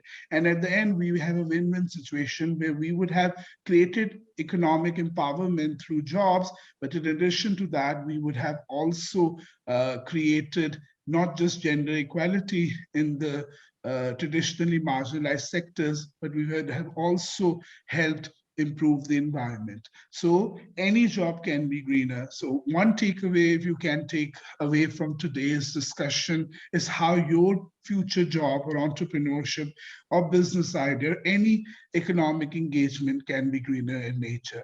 I'll stop here and thank you, and over to you, Lorenzo. Thank you very much, Dr. Mosen, for that very informative sharing on what green jobs are. So let's call on our next speaker. Lastly, we would like to welcome Mr. Benjamin Ong. the head of exploration of the Accelerator Labs, UNDP Malaysia, Singapore, and Brunei Darussalam, to talk about the localized climate action in Malaysia. Let us give him a warm round of virtual applause. Over to you, Mr. Benjamin. Thank you, Lorenzo. Just a quick check that everybody can hear me, or that at least you can hear Yes, me. all good. Great. Hi, everyone. I know we are running a bit behind schedule, so I'll keep this short as well. Can you see my screen? It should say Youth Environment Living Labs. Okay. I'd like to present on behalf of UNDP and UNICEF Malaysia a new initiative that we've been working on called Youth Environment Living Labs, or YEL for short. And it's a response to things like this. Sometimes, climate change, environmental degradation are just a bit too big, and sometimes a bit too distant. We find that the metaphors that we use sometimes to describe climate change and environmental degradation are from very, very far away places, melting ice caps, polar bears, and so on. Upon reflection of the last 2 years about the situation in Malaysia, we've learned that there is a lack of local narratives and awareness of entry points for very local action, even though there's a lot of knowledge about the effects of climate change. Secondly, there is also an insufficient focus or imbalance in terms of documentation and learning versus doing. So there's a lot of things that are being done, but a lot less so that's being documented, reflected upon, and transmitted. And thirdly, there is this imbalance between the arts and sciences. Think about it. You can probably find 9 environmental science courses for 1 environmental arts course. And we believe that the arts and humanities have been a bit overlooked in the quest for climate change mitigation and environmental protection. And finally, the perceived low viability of green careers. It's, at least in Malaysia, still not unusual to go to your parents and say, I want to do something in the environment, and they ask you, can you make a living there? So just as an example, when I was in university, I learned about nature through science textbooks, and I wish that I had a collection of folk tales or so on the other hand, to balance it out. And I'm really encouraged by what Kitty Kun shared earlier with the GIBN and the importance of spirituality, art, music. We're talking about biodiversity and nature. And I'm excited to hear from Linka as well that the Movers program will have a biodiversity module. And if I can, I'd really love to to join that and to rewind time a little bit. But today, these ideas don't seem so crazy anymore. And so what YEL in Malaysia is doing is building on this to strengthen these, strengthen young environmental leaders through a localizing of climate and environmental narratives, as well as futures, through evidence-based advocacy, and also through work exposure, career building, and skills building opportunities. In phase 1 last year, we were supported by the UNDP UNICEF Asia Pacific Partnership for Young People's Empowerment, and we managed to put together a series of local stories, established a network of over 200 entities across diverse sectors in partnership with the organization Youth, or Youth United, I think for the year, and produced a downloadable starter kit for Manza Action as well. If you forget everything from this session, just remember this. We've put all this online on the YEL Network Resource Hub. And this is a website that you can access through this QR code or the URL yel.collectiveintelligence.my. These are some of our partners, and just flashing this slide to acknowledge them. And in phase 2, supported by the funds from the Green Shark Challenge from, again, UNDP UNICEF HQ, we'll be doing 3 things. And I'll move quickly through this, and you can take a screenshot or so on, or share the slides so that we don't take too much time. But it's through Explore Action, or action learning projects, and seed funding for those. Conserve Vocation, or exploring vocations and jobs in environmental, field conservation, and so on. And also to continue building up this resource hub. And one of the things that we're trying to ground YEL in is this idea that I think someone said earlier today that the future is Asia Pacific. And this question, what if the future of climate and environment were framed through the metaphors and the knowledge of Asia and the Pacific? For a very long time, we've been focusing mainly on Western knowledge and Western paradigms, that demand a certain kind of empirical evidence. But there is a strong sense of the intangible, of the spiritual, and all those things that don't fit into the formal paradigms we use to inform decision making and policy. So we want to really focus in that space, including context appropriate solutions, dejargonizing local ecological traditional knowledge, and so on. And so we'd like to open this opportunity to any partner, whether you are a young person or whether you're an organization that has expertise to share, to partner with us. We also did a World Water Day campaign recently. And if any of this is of interest to you, do get in touch with us at these email addresses, iclap.my@undp.org, inafi@unicef.org, or simpler still, just scan this QR code, pop your contact details in the form, and we'll be in touch very, very soon. Thank you. Wonderful. Thank you very much to Mr. Benjamin Ong for sharing with us that opportunity. And also thank you to our very wonderful speakers for sharing all of your opportunities to our youth participants today. And for all our participants, please refer to our chat box for any links or contact details for any of those opportunities shared a while ago. Now, we would like to proceed to our next very, very interesting session and timely hot seat discussion on empowering young people as solution makers for enabling climate resilient development. Let me call on our session moderator, Mr. Din Long Pham, the Youth Social Entrepreneurship and Innovation Coordinator of UNDP in Asia and the Pacific, to talk about perspectives on different aspects of empowerment of young people in taking climate action. Din Long, the floor is now yours. Thank you so much, Lorenzo. Hi, everyone. Such a pleasure to be here. Welcome, everyone, to the hot seat. It will be the funniest session of the YCAP dialogue. Sorry about all the previous sessions founded by young people. And yeah, welcome to the hot seat session on empowering youth as solution makers for climate resilience, climate action. And today it's a very special session, because I think from the beginning of the afternoon session, it was really, really amazing. You saw that there was 1,000 ways that you can take climate action right. 1,000 organization, activities, projects that you can get involved to be a solution maker for climate change.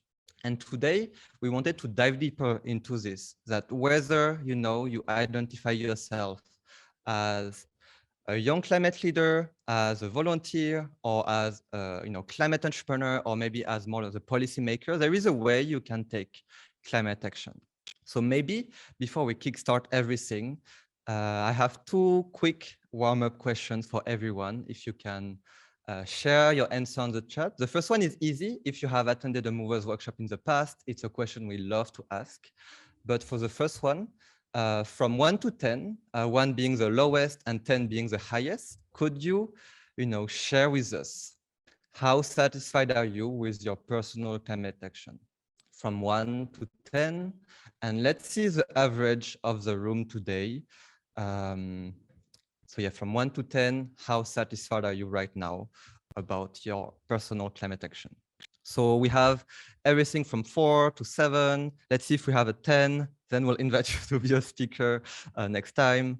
We have 1, 2, 3, no worries. I think we all at different phases, and what YCAP is here for is to support you. Whatever number you've put here will help you to go to 10. And the second warm-up question I have for you is, I mentioned about being a young leader, being a volunteer for climate, being a climate entrepreneur, or being more like the policymaker. How would you identify yourself? If you can type on the chat, do you identify yourself more as a young climate leader, or maybe more as a climate entrepreneur, or aspiring climate entrepreneur, or maybe more, the climate negotiator, climate policymaker? Could you share on the chat? So Eman shares climate entrepreneur. It's perfect. She will actually be sharing about her experience as a climate entrepreneur. We have advocates. Kairunisa, who's also a speaker, is a 3 of them. So that's pretty cool. I'm sure she's at 10 already. We have Peng San, community builder. Perfect. So please, everyone, that you are all warmed up, please help me give a virtual round of applause and a lot of nice comments in the chat to welcome our 3 speakers for today. So we have Ms. Eman Rangunwala, who is the founder of Code Green Pakistan. She's based in Karachi, and it's a platform to mobilize her community and as many people as possible to adopt an eco-friendly lifestyle. If anyone is from Pakistan, make some noise. Our second speaker is Bong Peng San Hun from Cambodia. He's working very hard as a Movers Envoy with Movers Program, and he's also a program coordinator with Impact Hub Phnom Penh. So he has organized a lot of Movers climate workshops, and he's also bringing climate activities as part of Impact Hub. And the last one, we have Miss Khairunisa Ashari. So make some noise for Cambodia and also for Brunei. So Khairunisa Ashari, she was the three of them. So she's the founder of Green Brunei, organization to empower youth to take climate action. She's part of the Legislative Council of Brunei, so more on the policy making side. And she's also the president of the Brunei Youth Council. So we have all these guests for you today. Please welcome them warmly. And to kickstart everything, and you will understand soon the concept of hot seat, everyone. But the first question is very easy. I will ask someone to introduce themselves, and maybe if you can put into words, how would you define your role in climate action? And then once you are done, you can give it to the next speaker, who will give it to the next speaker, and then it will come back to me. So maybe as a last comment I see from Pia is that she went to Karachi, Pakistan. So maybe let's start with Eman. Could you introduce yourself and describe your role? Sure. Hi, everybody. Thank you guys so much for taking the time to join us. I'm really excited to be a part of this panel. So my name is Iman and I am from Pakistan. My startup is called Code Green, which is a platform to encourage people to switch to more eco-friendly products, to move away from single-use items and to focus on reusability, biodegradability. And through that, we've curated a platform on Instagram specifically, where we encourage people by giving them tips and tricks and suggestions, and we connect them with like-minded people. So our goal is more to facilitate people's journey into the eco-conscious lifestyle, to understand the impact that they're having on the environment, and also what they can do to make things a little bit better. My actual background is in psychology, so it's a really fun mixture to see how psychology plays into changing the mindsets of people into this sort of arena. I'm going to hand it over to Khairunisa. Hi, everyone.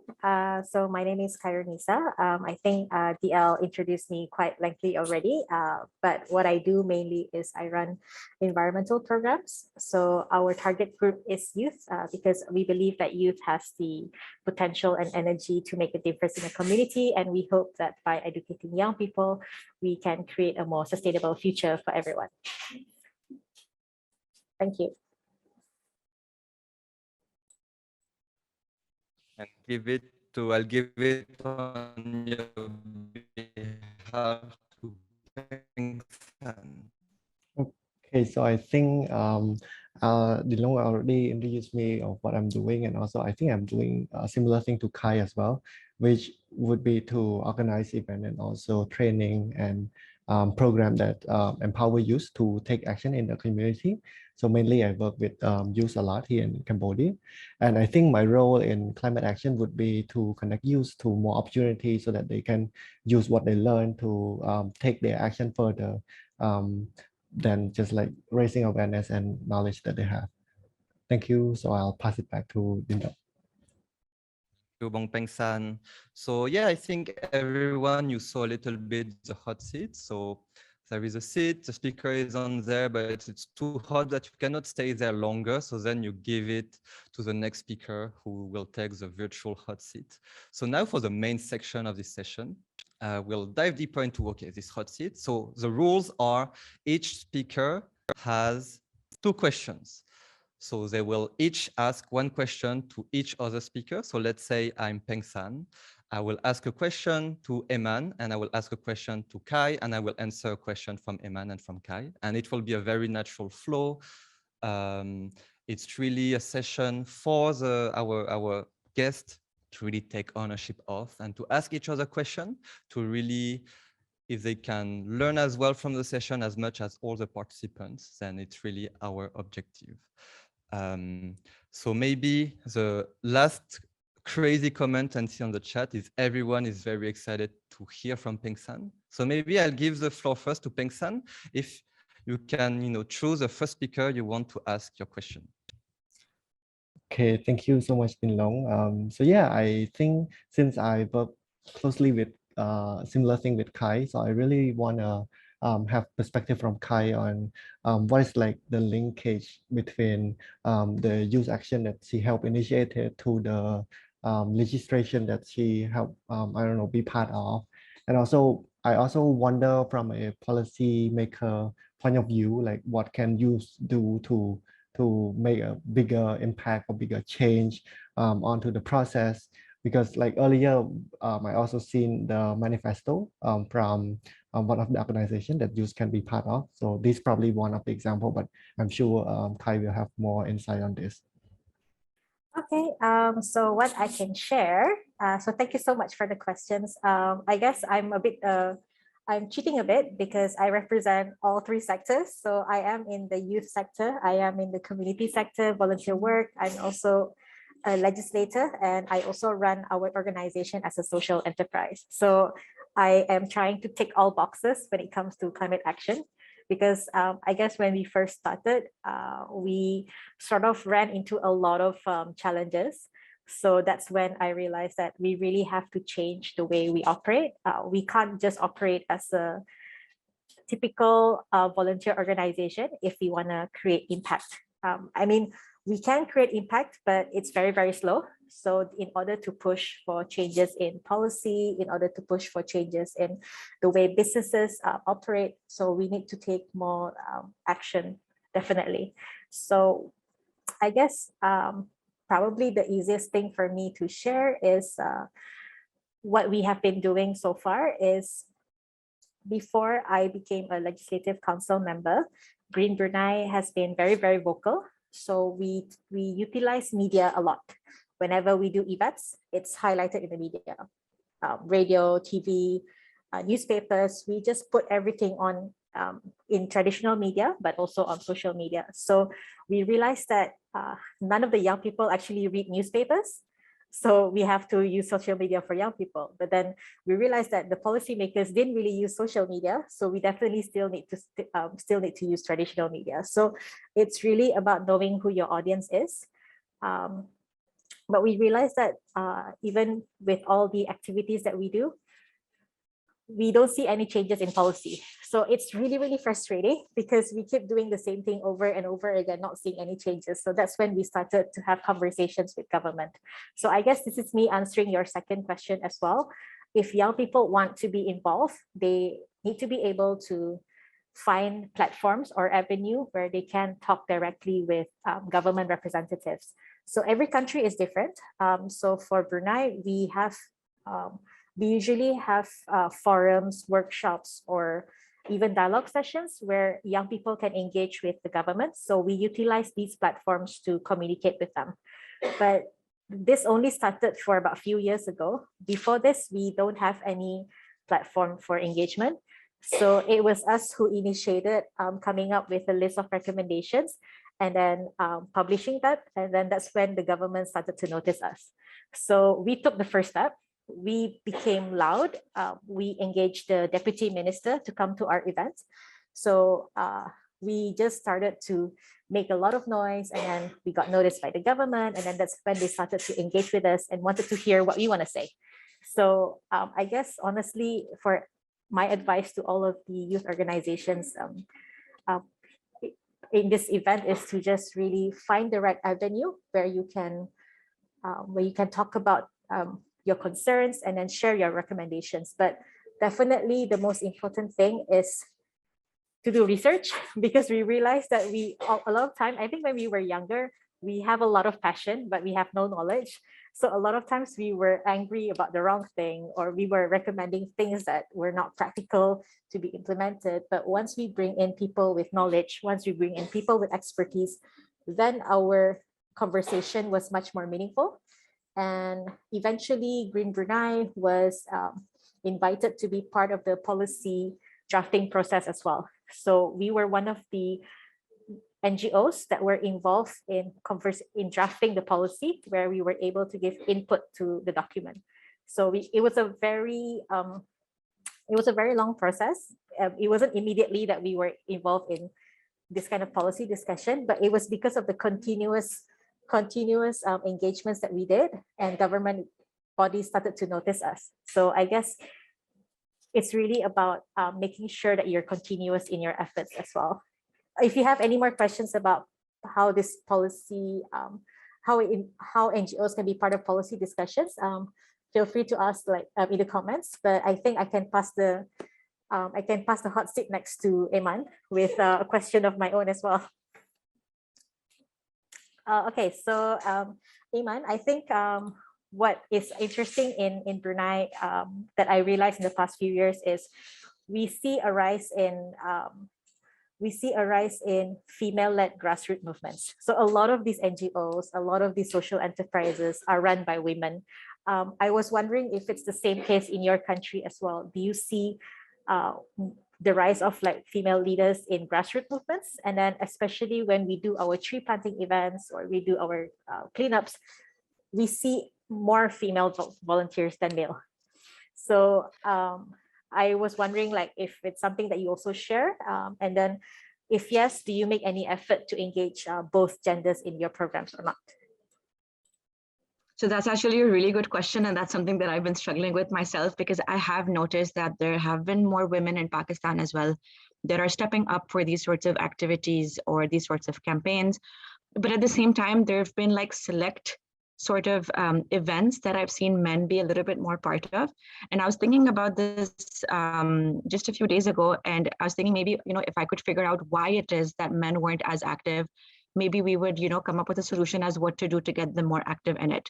So to my limited knowledge and expertise and experience in this area, I found that when it's men only doing those specific campaigns or those cleanup drives or anything like that, then there's less likely to be women there, and there's more likely to be a lot of men, as compared to if it's a women-led event, then mostly women show up and the men are sort of very, very scattered. And then the other part of it is when there's family events, which is where you would see more men showing up. So I wonder if it has to do with a bunch of different factors. One of them that I was thinking about was maybe that in Pakistan, especially, social entrepreneurship is not something that's very, very prominent yet, right? So we do talk about you have to do something good for the environment, for the world, for the people, but then we don't assume or we don't understand that that can also be a means of you, I guess, supporting yourselves and your family.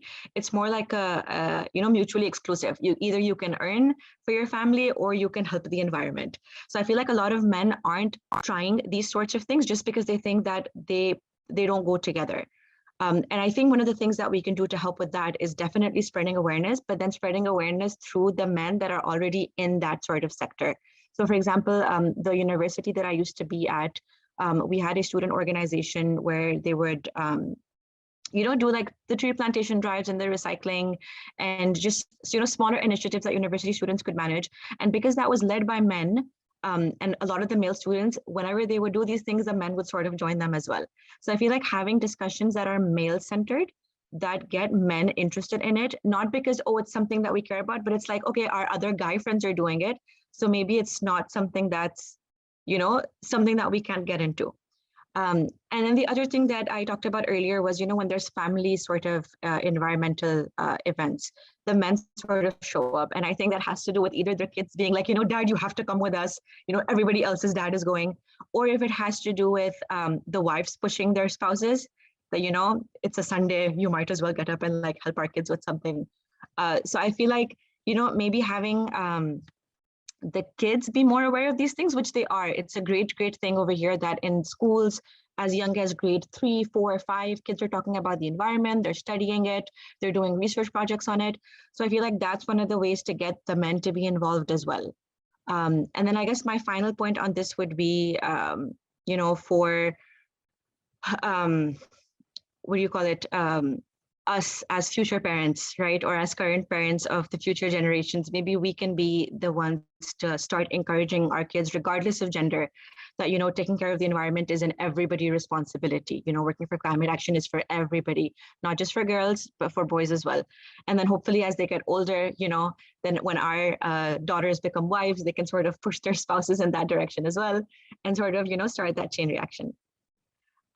So I guess I'm gonna move from my hot seat because it is getting very warm, and I'm gonna go to Peng San. And my question to you is going to be, how does climate action tie in with your experience as a mover? So, because you've been a very, very active part of that. So how effective are these initiatives and how do those things work together? Yeah, so I think I get really good insight from Kai, and also like really inspiring thing from Iman as well. So I think what I meant wanna like help would be to create a movement that's gonna start from one generation to the other. And what we are doing here at Mover is similar thing. So we're trying to echo the topic that we care about, especially like climate action.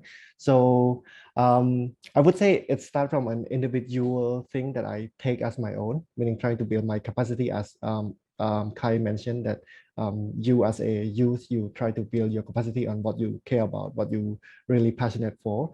So I start building my knowledge on climate action, and then I have this like my own individual action that I take, starting try to be eco-friendly, use eco-friendly product and stuff. But it's a really small initiative that I start for myself.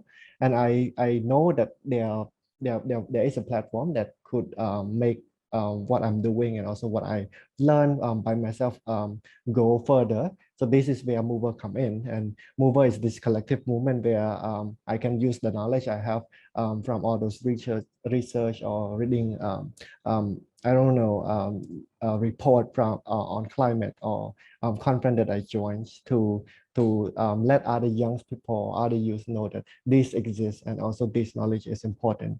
So this is where Mover come in. And talking about effectiveness of it, I would say at least it will solve one of the SDG indicator, which is SDG 13.3, which is to build capacity for young people, either in primary, secondary, or tertiary education. So participants in Mover or those people in Mover are those who are either in high school or they're in university or they like start working. So this is where it come in, and it provides them like extra capacity on building their knowledge on climate action. And the least that it can do, I think that the least effectiveness would be to let them be aware of their own action. And then the more effective part of it would probably be where they take a pledge of action that they're gonna start. And also in a way, to me, it's also build a seed in their mind in any action or any initiative or any part of their job that they go back to doing. They will have this mindset of, look, I also care about the environment. What I'm doing will make effect to the environment, will either help mitigating it or will push it further down the road, and it's gonna be like far gone. But I think people that I work with Mover community, they are like really positive. They understand that these small action that they take or the collective movement that they are trying to do will make a bigger impact in the future. And then I would say that the other part of the effectiveness would be the action itself. As you can see right now, we are on this hot seat discussion related to climate that is initiated by Mover program. I myself also helped organize a climate action week back in 2021 that also bring people to this discussion, let young people understand that there are other youth who are already taking action, so they can be inspired from all those as well. And I think the last point that I can mention would probably be the part where we also have reached to some marginalized group that probably might be most affected by climate change. As you know, it's more affected to those who are in like difficult situation already. And when we put it out there for them to understand it, they can also understand what is the change going on around them, and also starting for them to start like a movement of their own, and also like spreading this kind of information around as well. And yeah, I think I hope I can answer the question that way. And since Eman was talking about social entrepreneurship, and I know that social entrepreneurship going to play a big role in being part of the solution for the climate-related issue. So from Eman's point of view, do you think like it's going to be a big push to the climate-related issue of different social entrepreneurship, different e-commerce that we're gonna initiate. And if you say yes or no, then why would that be and why would not that be? So I think it's exactly like you said earlier, if with social entrepreneurship or social enterprises, just like putting that in their mind. So even if, somebody isn't as affected directly by what social enterprises are doing for the environment, just knowing about it, having it in their head, and then maybe, sometime far, far into the future, they'll be like, oh yeah, there was this one initiative. So I feel like that's like, again, the minimal thing that social enterprises can do in terms of, those that are geared towards climate action. So those are definitely great. And in terms of e-commerce being, effective or helpful for climate change or climate movement, I would say that, and I'm going to say this based on my e-commerce platform and also generally what I've seen. I think just the fact that for e-commerce work, it sort of works really well with remote working. So that in itself is like a huge thing for like climate benefit, right? Where you don't have to worry about the fuel to actually drive and go to work. You can sort of do it on your own end from home. Is the same thing with, using up resources like utilities, electricity, water. If you're doing it from home, you're not really using up as much as if you had like a physical space that you had to go and like work in. Another thing that I feel like e-commerce really helps with in terms of, impacting the climate is things like going paperless. So it's so much easier versus when you're in an office space, to just do everything online, have e-invoices, have, your documentation online. Everything is just online, and it's absolutely wonderful in that sense. Similarly, for my specific business, especially, it's an e-commerce where we have all of the products on our end and then we sort of ship it out. It saves a lot on the carbon footprint of actually delivering products, right? Because if you look at something like Amazon, you'll have like 10 different sellers shipping from 10 different locations. So that's literally 10 times the negative impact on the environment. Whereas with typical e-commerces that are, similar to the business model that I have, you have all of your products in one place and you just send it out in one go. And to make it even better for the environment, to, make it even less bad for the planet would be, instead of sending out parcels every day, maybe like having 2 or 3 days in the week where you send out parcels in bulk, so that the person that's actually coming to you and then further distributing and sending out the parcels, that also is like a one trip instead of it being like, multiple times. Besides that, I would say, not having a physical storefront, that saves a lot of electricity, because if you have an office, you can still save electricity. But if you have a physical store, that like a brick and mortar, that ends up being so much more in terms of the resources that it pulls from the environment. There's this really cool study that I was reading a while ago. It was by Generation IM, and they found out that e-commerce is 17% more carbon efficient than traditional sort of stores. And that means things like, the transportation of the product, the warehousing, the manufacturing, the packaging, all of that. And speaking of packaging, another thing that I feel like e-commerce businesses have as an advantage is that because the customer isn't there to see the packaging that you're sending it in, it's so much easier to send reused or upcycled packaging, obviously clean and functional still. So that's something that Code Green does, and that's what we've been encouraging to other people as well. And surprisingly, a lot of small businesses have shifted to this as well. So for example, if I send out an order to a customer whose name is Pengsan, for example, right? And then we're going to tell them that, okay, we're sending you your order. And then Pengsan can have a bunch of paper bags that he hasn't used for a while, and he can send them back with the rider. So whenever the rider comes back to me for deliveries, I get those bags and then I can reuse them. So that's something that I feel like is also something that e-commerce businesses have a better chance of doing, just because, they have that flexibility of the customer not being like, what are you doing? I want a fresh bag. So sort of things like that, and I feel like while there is definitely benefit and advantage to e-commerce in that way, it also potentially can be problematic for the environment in the sense that, people, when they're buying things in person, they see what they want, and if they don't like it, they won't buy it. But in e-commerce, sometimes they might buy it, they might not like it, then they want to send it back. So in that case, there's the packaging waste, and then there's the carbon footprint of the returns.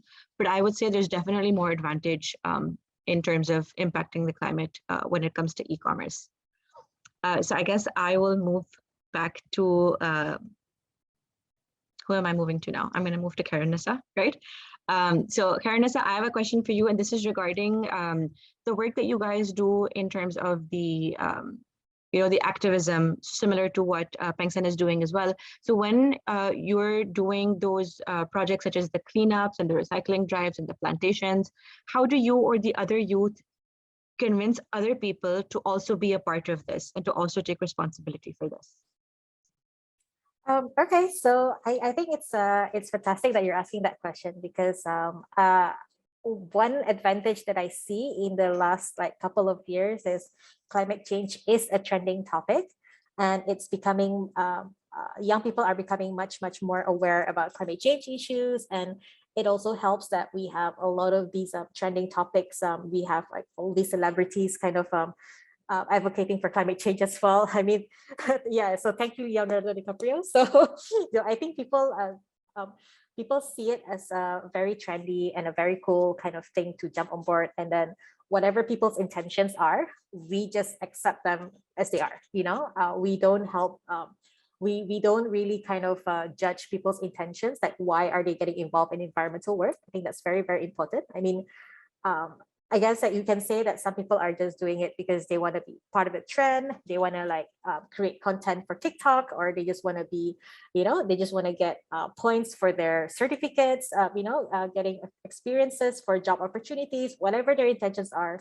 We accept people of all ages, of all groups, of all backgrounds. I think it's very important to have a very inclusive kind of platform to create events. So how we market our events is we either kind of we try to tackle all these factors. So we work with schools, and a lot of students definitely need this kind of volunteering experience, because they need it to get further in their when they apply for jobs or to apply for universities. So we do get a lot of these students who come in, who volunteer, and then at the end of the event, they will come to me with a little form where I have to sign to verify that yes, they came, and then they spend 2 hours during the cleanup, or they spend 3 hours doing this thrift event or whatever it is. So we try to kind of utilize all these opportunities where we can engage more and more students to be part of our volunteering activities. So aside from creating events, we also kind of try to go to schools. We engage the community, we engage students. We create, for example, camping trips as well. So we try to make we try to make people more aware about the environmental situation that we have in Brunei, and then we try to educate them, because to be honest, not many people are aware that Brunei, being a very small country, we do as well. We do get the effects of climate change as well, even though our contribution is very tiny given the size of our population, but it doesn't mean that we don't have a role to play in the climate change agenda. So this is what we are trying to educate young people as well. So by incorporating this in our awareness programs, so we make people kind of understand what they can do as individuals, and we try to encourage them to participate not just in our events, but also to practice eco-friendly lifestyle wherever they can. So back to your question, basically, I guess getting people involved is knowing what their interests are, because we can't assume that everyone is doing it because they care about the environment or they care about the future. But by being able to convince them to participate, by being able to attract them with incentives, that will be an opportunity for us to educate them even more. Because one of the events that we did, it was sort of like an amazing race kind of concept. So we advertised it as an amazing race. So we told them that, oh, it's going to be like obstacles and challenges, and you have to form a team. So we make it all fun and challenging. And then we said that, if you win, you'll get prizes. So this attracts a lot of people, especially the ones who love challenges, who love competitions. But these are people that you never kind of see involved in cleanup projects. They are not interested in cleanups. They are not interested in tree planting events. I mean, they don't really care about the environment in that way, but they do care about competitions. They do care about winning prizes. So they join our events. But what we did is, during our amazing race, all of the challenges or all the checkpoints have environmental messages in them. So we have a challenge where they have to transport water, and then the challenge is they can't drop not a single drop of water during that challenge. So at the end of it, we can talk about the we can talk about water wastage, things like that. So or we even have like challenges like guessing guess the mystery fruit, so that we can teach them about our biodiversity. So we have all kinds of challenges where we incorporate all these fun activities with environmental message as well. Usually what we find that people have trouble with is on waste management. So we have a challenge where people have to identify what items can and cannot be recycled. And then they have to run with the item and then throw it in the correct bin and things like that, or blindfold them or whatever it is. So people usually get this part wrong. So they don't know certain things cannot be recycled. So it's a very fun way to educate them at the same time. So going back to your question, I guess it's all about incorporating different elements and knowing what people would be interested in, and try to combine that interest with environmental message. We find that this is really the best way to kind of get more volunteers to join our events in the future as well. So we've had quite a lot of trial and error, to be honest. I think the first few events that we did, we didn't have a lot of responses, but over the years we kind of like learned a lot about how to market our events. We learned a lot about how to engage people more effectively. We learned about engaging individuals as well, like the way celebrities are promoting climate change. We also try to engage with our local celebrities as well, and then hoping that they will help to carry the message to their followers. So there's a lot of ways for us to engage the community.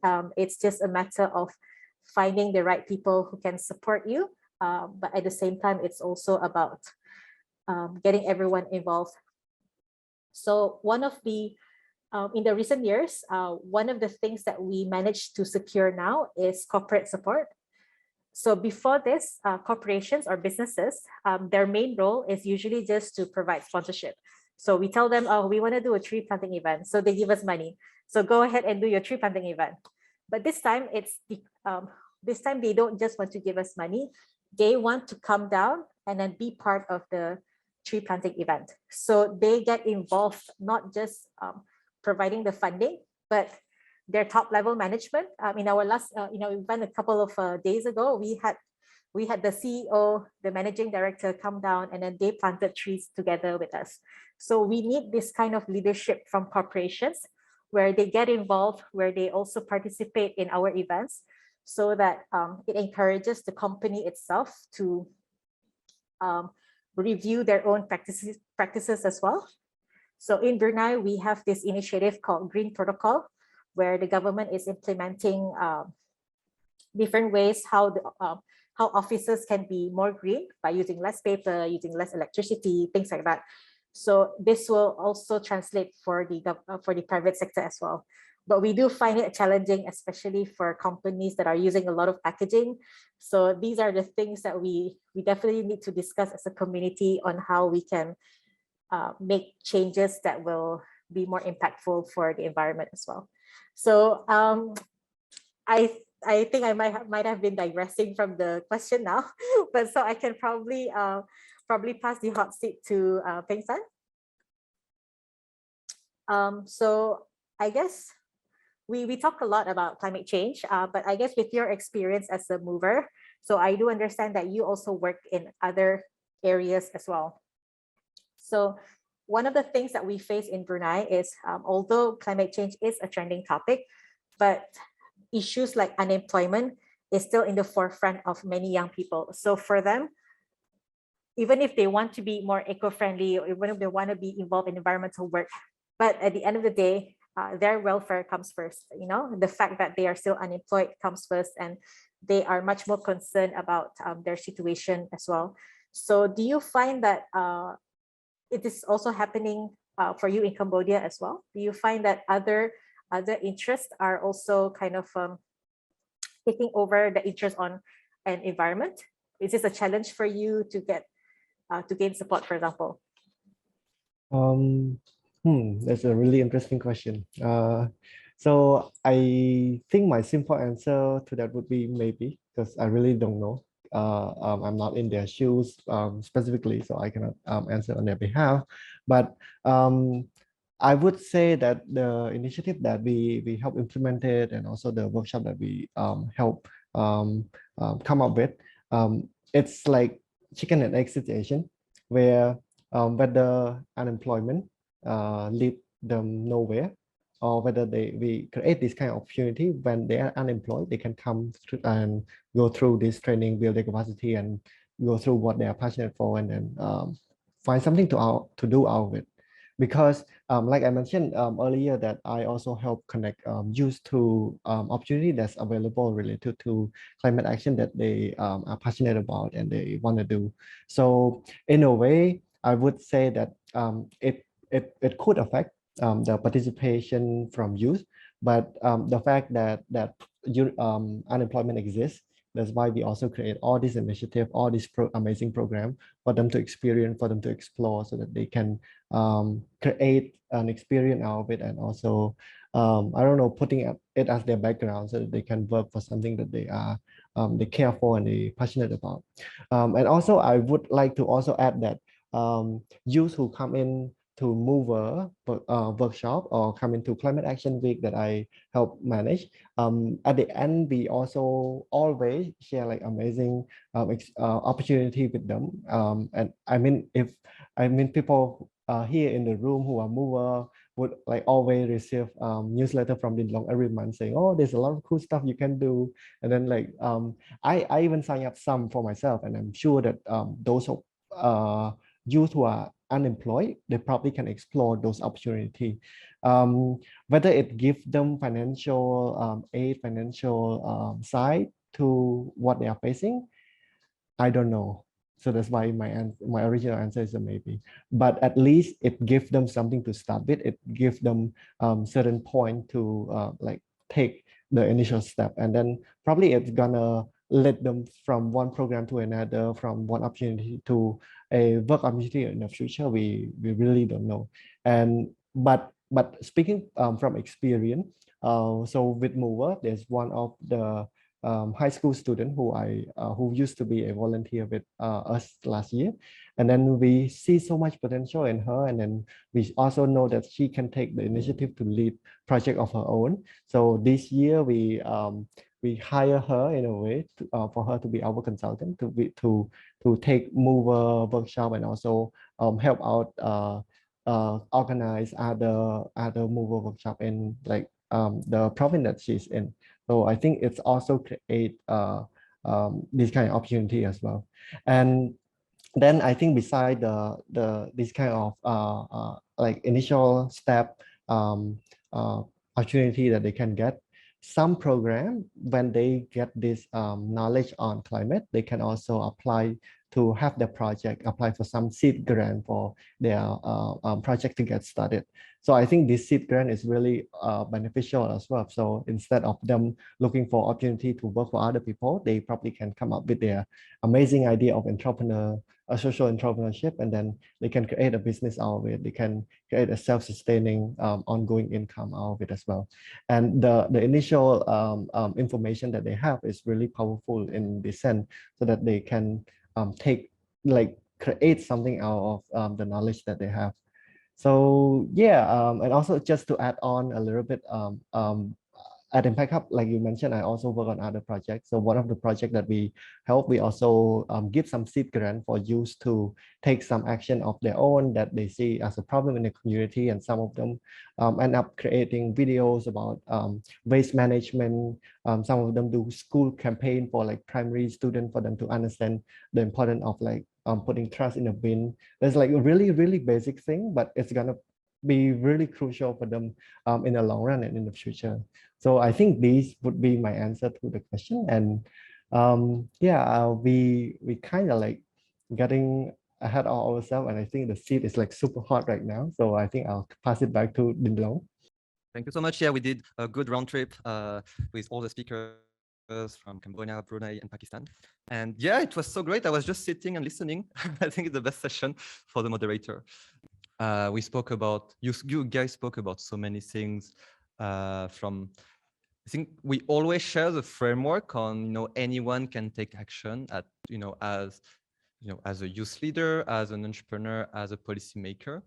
And here we really touch upon everything that you can start taking individual action, but how to turn it into collective action, how to reach, harder to reach youth, how to reach women in grassroots areas, how to reach different stakeholders, how to reach people who might not care about beach cleanup, but might care about competition. And then they fall in love with the cause and they come back. We had a masterclass from Eman on green business strategies and how e-commerce businesses also, are part of the solution. So that was really, really cool. And I'm looking at the time. So we have maybe some time for maybe a last question that we always love to end with. And since you are all entrepreneurs or supporting entrepreneurs, Peng San is also, he didn't say it, but he's also teaching entrepreneurship at university. Maybe let's do this. Let's do an elevator pitch. So you have 1 minute, 2 minutes max on the following question. There's like 172 people in the audience. Some of them might relate to Peng San, some of them might relate to Kai, some of them might relate to Eman, some of them might relate to everyone. But what would be your advice to someone who's here in this room and they are like, oh my God, I want to be like Peng San, or I want to be like Kai, or I want to be like Eman, but I'm not so sure where to start. What will be your elevator pitch advice to them that they can do, today, tomorrow, the next week, or as a good resolution for 2022? And maybe to kickstart, let's reverse, or I think we started with Eman and then Peng San. So for this one, we'll start with Kai. And yes, 2 minute max. Okay, wow, really hot seat. Okay, so I guess it's number one is to really kind of understand yourself first. It is very, very important to know what you want. And a lot of times, most of us get really lost. We don't know what we want. I think I went through a lot of things that I love and then a lot of things I'm passionate about. But you will only get there once you explore all opportunities. So the first thing that I can advise is if you see any opportunities for programs, be it a local program in your university, in your country, in the region, just apply, apply, apply, and apply. I spent my early 20s applying to all youth programs, and then I was very, very lucky to be accepted in most of them, only because I was the only person from Brunei who applied. So I automatically got in. So you never know your luck. So it was an advantage for me because Brunei, very small country, very small population, and even smaller kind of like youth communities. So a lot of times it's really just exploring different type of activities. I didn't know that I love environmental work until a few years ago. I didn't study environment. I didn't know how I ended up doing this. It was really just about luck. It's really just about experiencing different things, and then it just hits you. It just hits you that I want to do this, and then it just hits you that I want to make this my career. It just hits you that I want to make an impact for my community, for my society. So all I can share is really just try new opportunities, try new things, get out of your comfort zone, meet new people, and then just get involved in many things as possible. I've done work in all fields. I've been in sales, I've been in research, I've been a tour guide, I've been an assistant. I did all kinds of work, and now I end up in this seat where I'm now a policymaker. So I don't know how I ended up being a legislator, but you never know. Opportunities can really create more doors for you in the future. So I'm going to pass the floor now. I'm going to pass my hot seat to Eman. I loved what Karen Nasa said, and she's absolutely right. I feel like a lot of times we think that, why should we apply to everything? We'll just do what we studied, what we, know we're good at. But you're so right. We really need to be experimenting more. And then just like Karen Nasa, my background was in psychology and mental health, and I've been working in that for 5 to 6 years. And the eco-friendly lifestyle just found me by mistake somehow. But it feels like home. It feels like a really good fit. So my advice would be not to give up. I think a lot of us sometimes feel very overwhelmed that, okay, climate change is such a huge thing. And, we have to do this to help it. And we have to do that and this and that. And we have to give up so many things. And I would say don't get overwhelmed. Keep trying with whatever little capacity that you have. So when we think that, you know, skipping a plastic straw is what's the big deal? You know, 100 other people are using the straw in the same floor. Each individual action matters a lot, and each small step adds to the, you know, vast amount of impact that we can have. So I think that would be my message. Start small and don't give up, because it's really, really easy to feel like everybody else is messing up. So what are we going to do by, you know, making a few small changes? But it does have an impact. Oftentimes, especially in the work that I do, I've seen that people will look at me, for example, using a reusable product, and then they would get interested, and then they will start using it, and then they will encourage their family members to start using it. So literally any small thing you do can have an impact. One thing that I would recommend if anybody's an educator and if you have to like write exams for your students is add questions on eco-friendly behavior in your exam. So one of the things that I did when I was teaching psychology was I would add questions on, if you want to convince somebody using social psychology to switch to an eco-friendly lifestyle, how would you do it? So it gets them to start thinking about it even. So it's literally small things like this. Don't waste water, don't waste food, you know, tell somebody about how you are using a reusable item. So small things like that. I'm gonna move it to Pengson. Wow. So I think Kai and Eman already covered what I also like personally want to say as well. So personally, I live by this saying, like, find something that you love and then you do it every day, small step by at a time, and eventually like the world will change or the problem will like help will disappear one day. So yeah, so I think I want to echo what Kai mentioned of starting really of like finding what you love, and then echoing on Eman mentioned, like start something small as your own individual action, and other people will see and also inspired by it. But my point would be probably find a community that encourage you, that also help you to go forward with the action that you want to take initially. And then my easy step would be, if you don't know which community you belong to, or you are not sure of which community you want to be part of, then just sign up for Mover after this, and then yeah. And of course, you will see a lot of resources. You will be part of a lot of cool activity. And I don't know, probably the next time, the next year that we are doing this, you probably be in one of in the hot seat that we are on right now.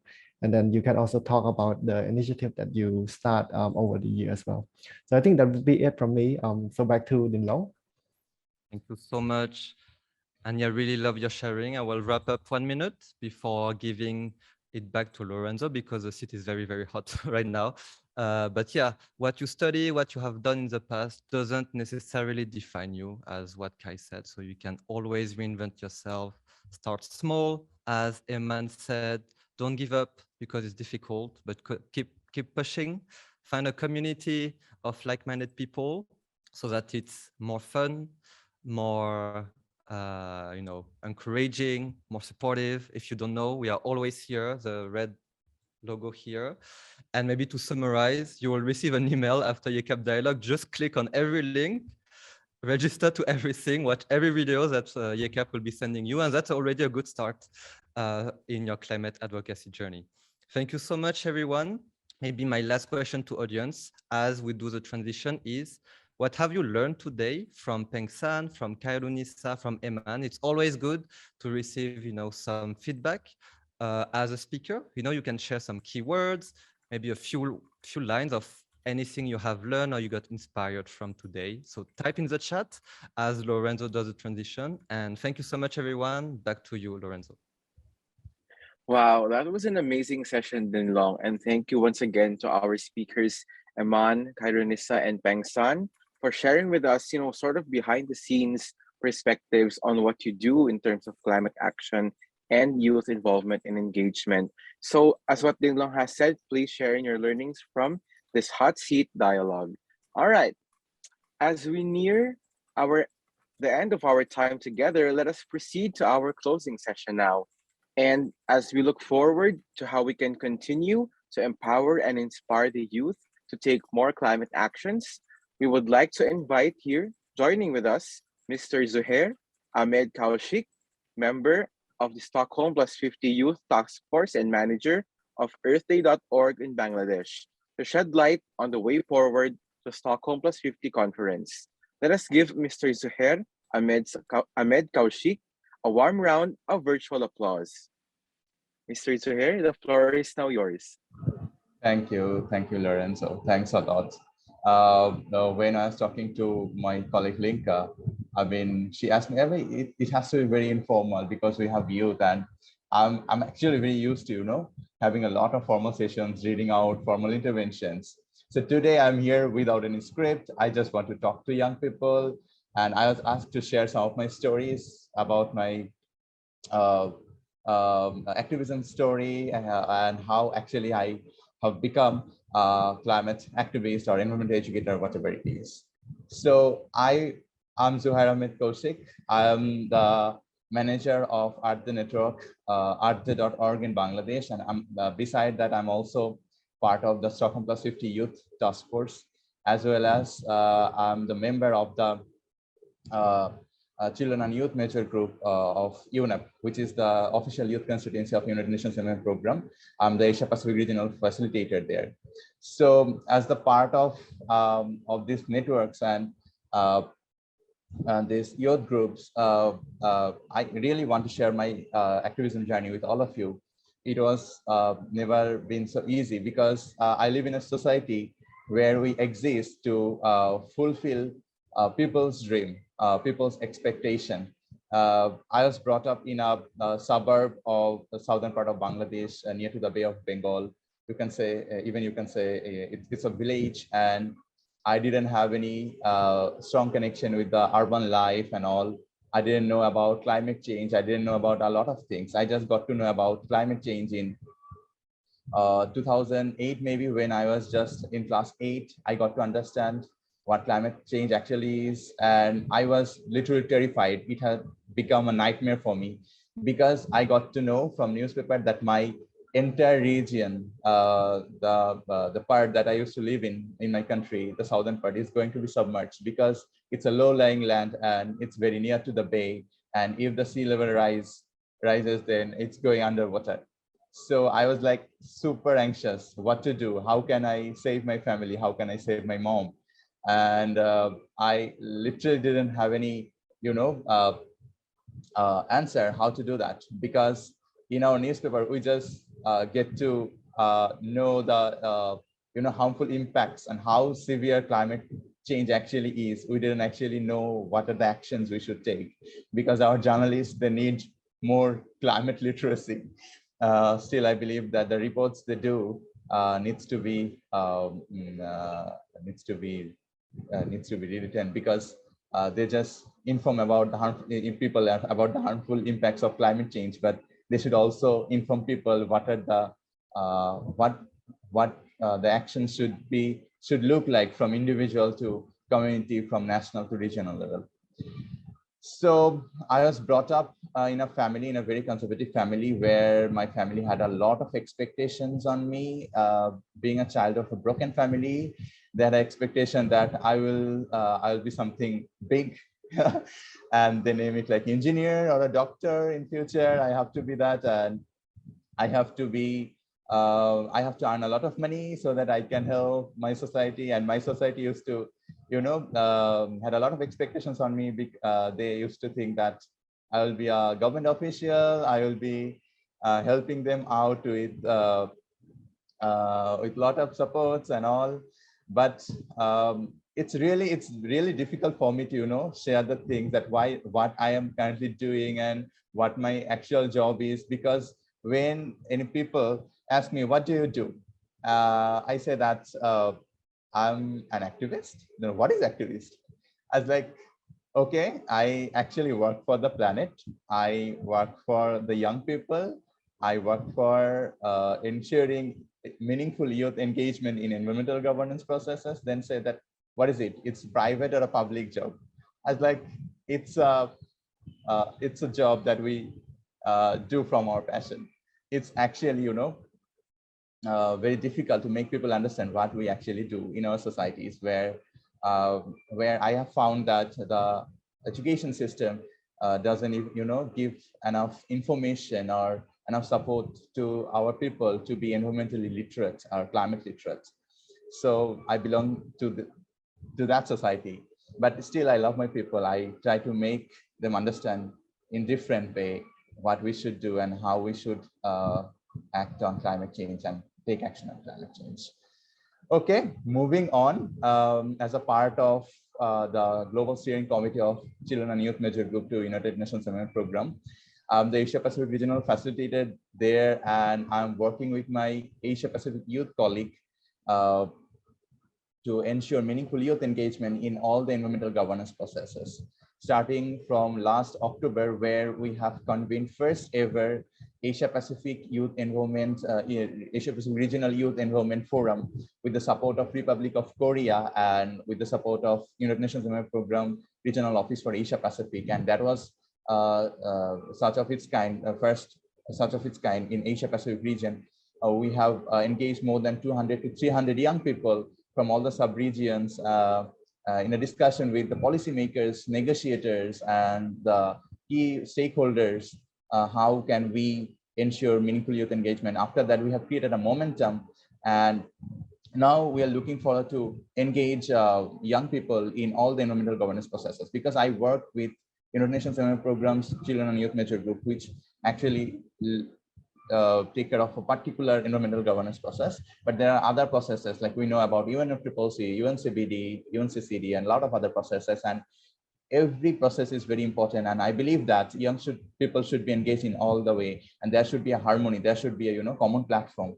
And I want to take the honor to applaud the work of YCAP that they have convened so far. They have mobilized more than 12,000 young people from Asia Pacific region, which is huge.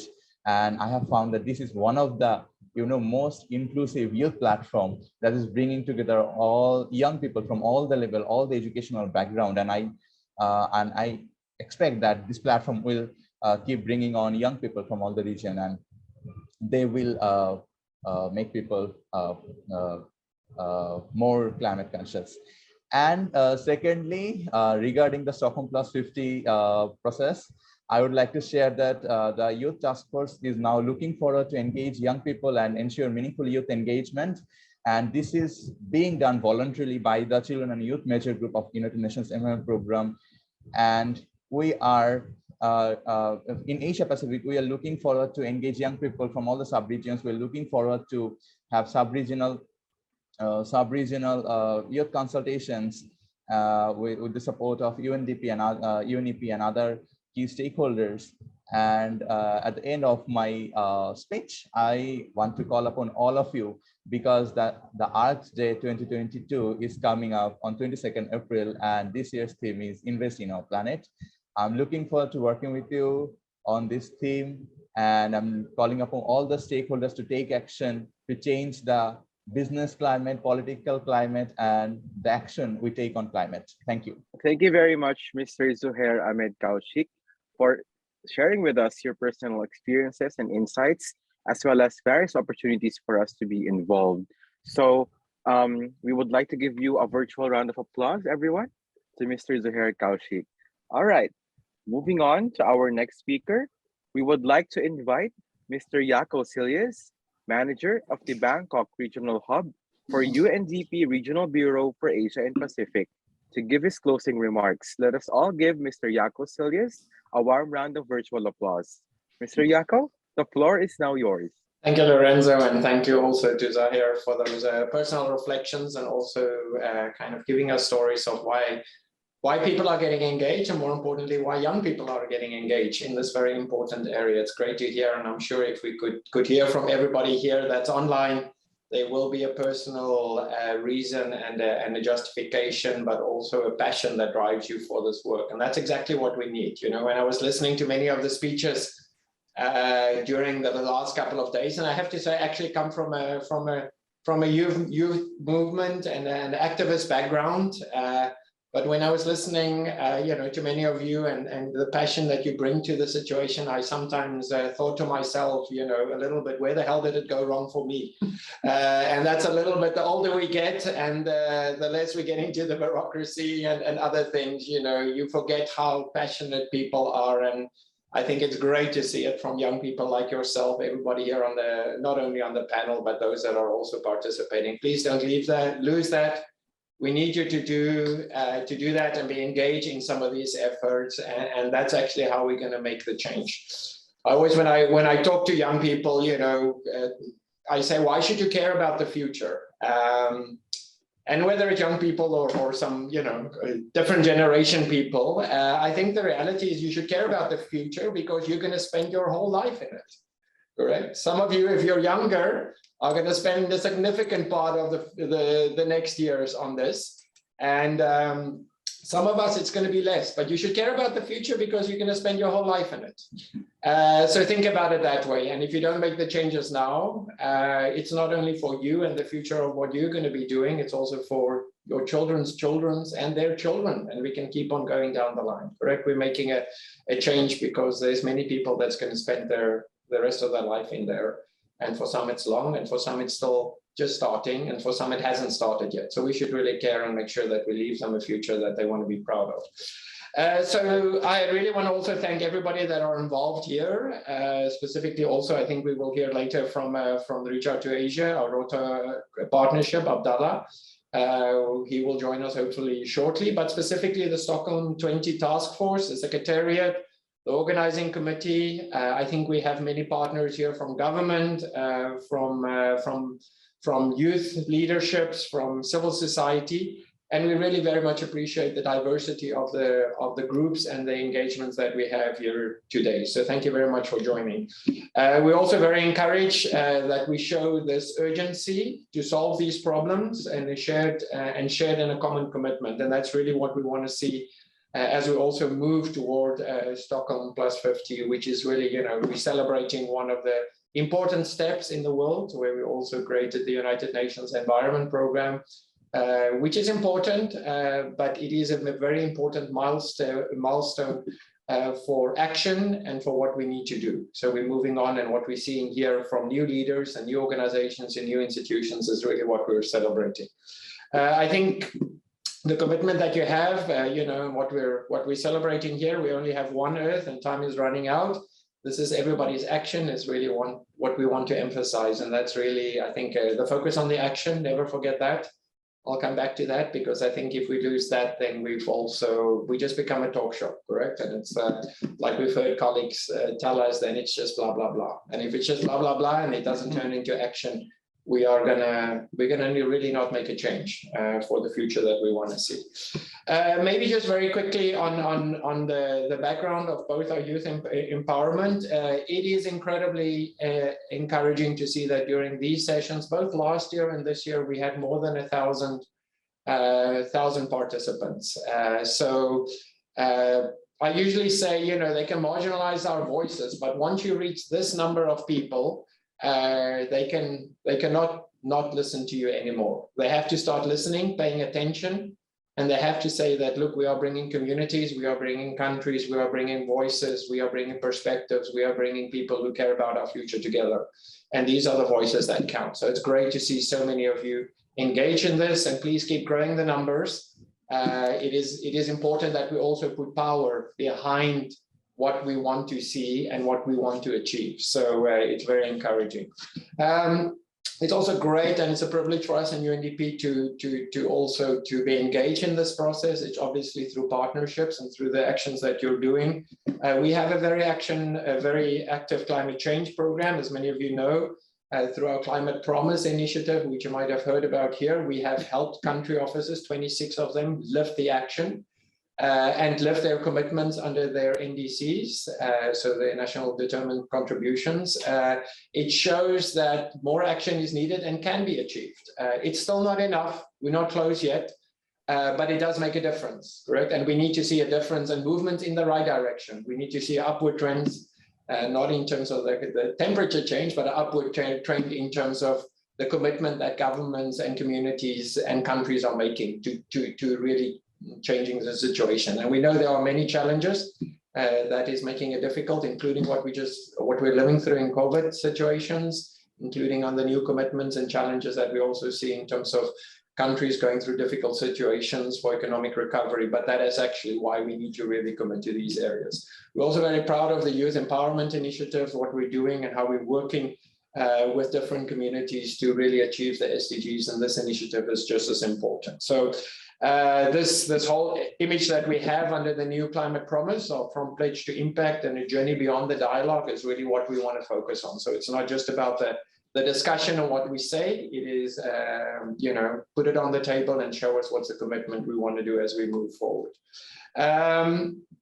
I think we also have, you know, we just really want to thank so many of you that have been engaged, specifically both from the government leaders and from the partners. We want to acknowledge the commitment specifically of the organizing team. They come up and they introduce, they're passionate and they care, but it takes a lot of people behind the scenes to do a lot of the work that we're seeing here and bringing people together. And there's a wonderful quote that I always have that I heard once where somebody said, you know, I will do something has always solved more problems than saying something must be done. And a lot of people sit in a room and they say something must be done and something must be done. And now, you know, we should do this and we should do that, but that's not going to change the situation. If you pick up your little piece and say, I will do something and I will do this, whether it's helping to organize this important areas or ideas, this is really what we need. So it really leads to the action and the efforts that we're moving forward. So it also is important that we bring people from various partners and various spectrums together, both from private sector, from our NGO, civil society, from government, from academia, from think tanks and from other areas, because this is a problem that needs to be solved, not by the people who think the same, correct? We can't just have environmentalists in this room, then we're never going to solve it.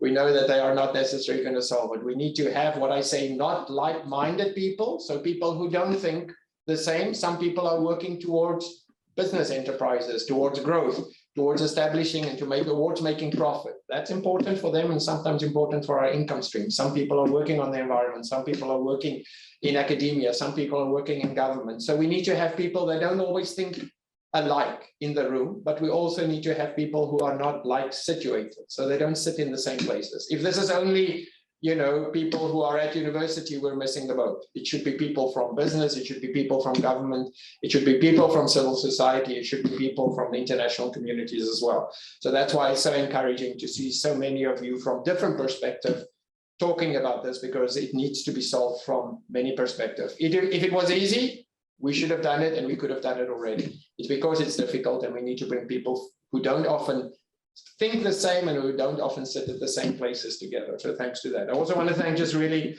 our partners, whether it's UNICEF, UNFCCC, UNEP, UNHCR, UNV, UNESCO, the British Council, the YOUNGO Movers Program, and the 2030 Youth Task Force, just to mention a few. We very much appreciate your effort to engage in this dialogue and making this a full process as well. And then lastly, I'll maybe end with what I started, just to say how important this call to action is. And I think this is what you wanted to achieve through this sessions. As I mentioned, I was also in youth movements. We had 3 simple terms. I always said it. It was very simple for us. When I was younger, it was always a little bit easier. But we had 3 terms. For me, it was you see what the problem is, you see who the people are, you see how you need to engage it. You plan is the second one.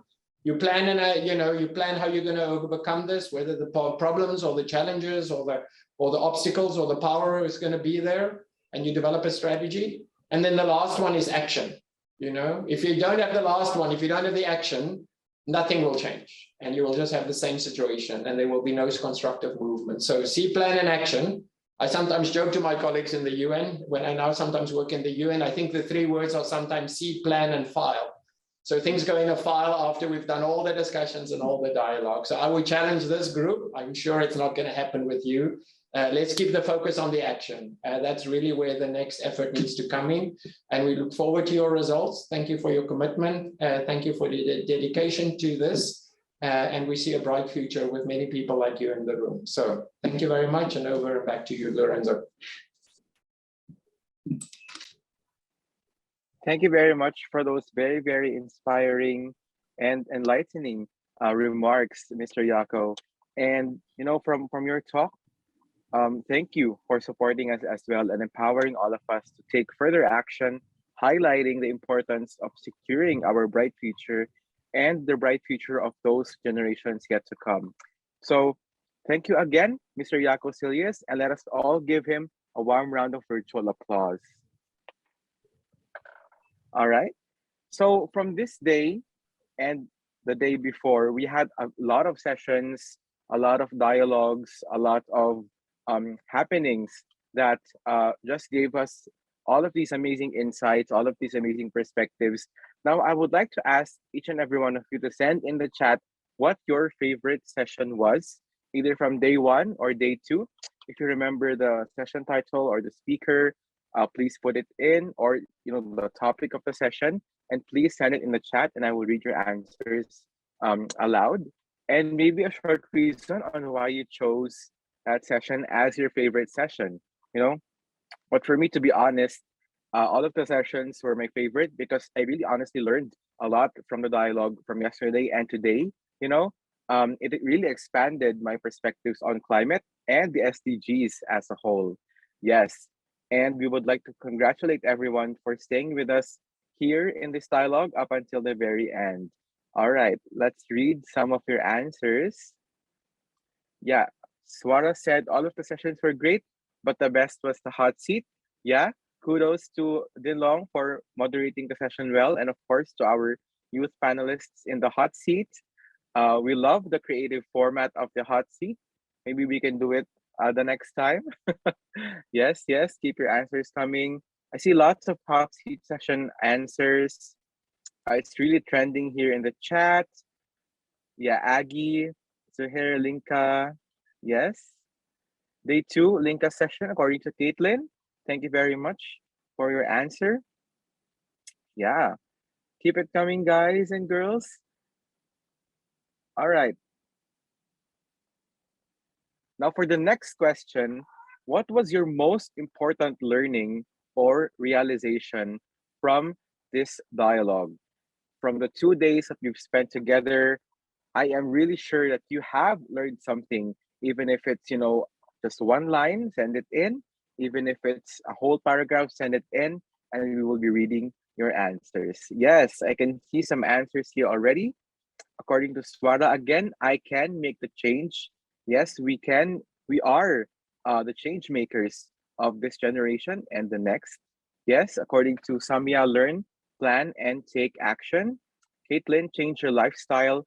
If you want to advocate anything, yes, change comes from within. The closest that you can change is yourself before we move on to other people. That's right.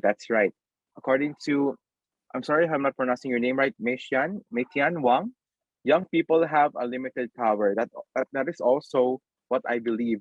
Us youth have so much potential to make change if we are just given the right opportunities, the right resources, and the right spotlight, such as this dialogue. Yes. According to Namuna, start small and don't give up.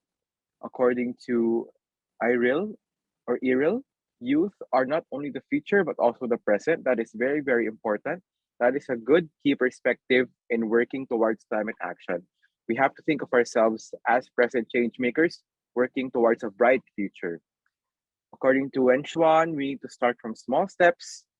From norms, we must act for the climate crisis. Looming, a small change will cause a large effect. According to Farah, small acts are still a progress. And Pia, according to Pia, as youth, we can do a lot. According to Mel, I realized that I can change everything, but to start first with myself. These are all amazing answers. And thank you very much for sharing with us your insights. All right. So I believe that we have now reached the end of our amazing dialogue and our wonderful time spent with all of you since yesterday until today.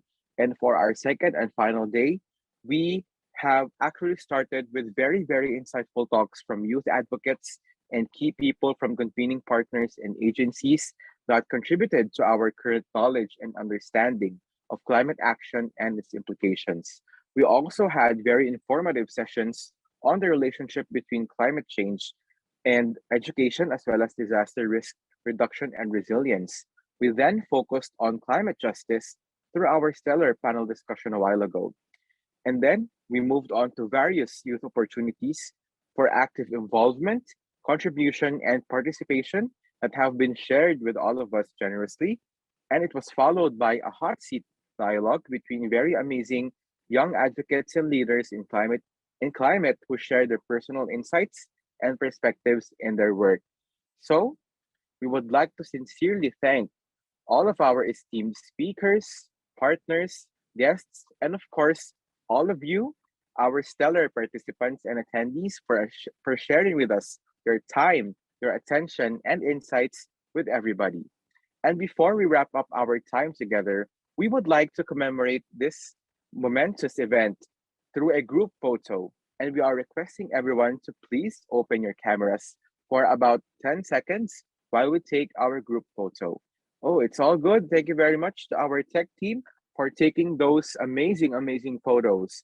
We would also like to give a big thank you to the organizing committee of this dialogue and to all of the YCAP fellows who dedicated their time, their efforts, and their love for the success of this dialogue.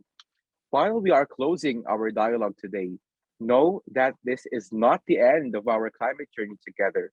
As young climate advocates and leaders, we have several exciting events coming up for you to take action and make your voices heard. So, what are these opportunities? Firstly, please join our national consultation for the Stockholm+50 conference on the 2nd and 3rd of June, anchored. Oh, sorry. Please join our national consultation on climate justice, as well as our regional dialogue on climate justice for children, youth, and future generations, which will be held on May. So please mark your calendars on May for this most important event. And of course, please do join us for the Stockholm+50 conference on the 2nd and 3rd of June, anchored in the Decade of Action. Join us for one of the most important climate movements of the year as we commemorate the 1972 United Nations Conference on the Environment and celebrate 50 years of global environmental action. You can find more information about YCAP and these events that I've mentioned via the QR code and the link flashed on your screens or via the links shared in the chat box. These details will also be mailed to all of the registered participants after this event. We look forward to see all of you in many of our events in the future. In closing, we would like to wish everyone the best in your journey as young climate advocates and leaders. We hope that our event has really helped and expand your perspectives, gain new friends, and strengthen your will and motivation to be responsible stewards for our planet and fight for climate action. So I believe that's all that is to my time now. Thank you very much, everyone, for joining us for this amazing 2 days of the road to Stockholm+50 Regional Dialogue on Youth Empowerment and Climate Action. Once again, this has been your host, Lorenzo Sablay, fellow of YCAP, saying goodbye and stay safe always. Until we meet again, bye everyone.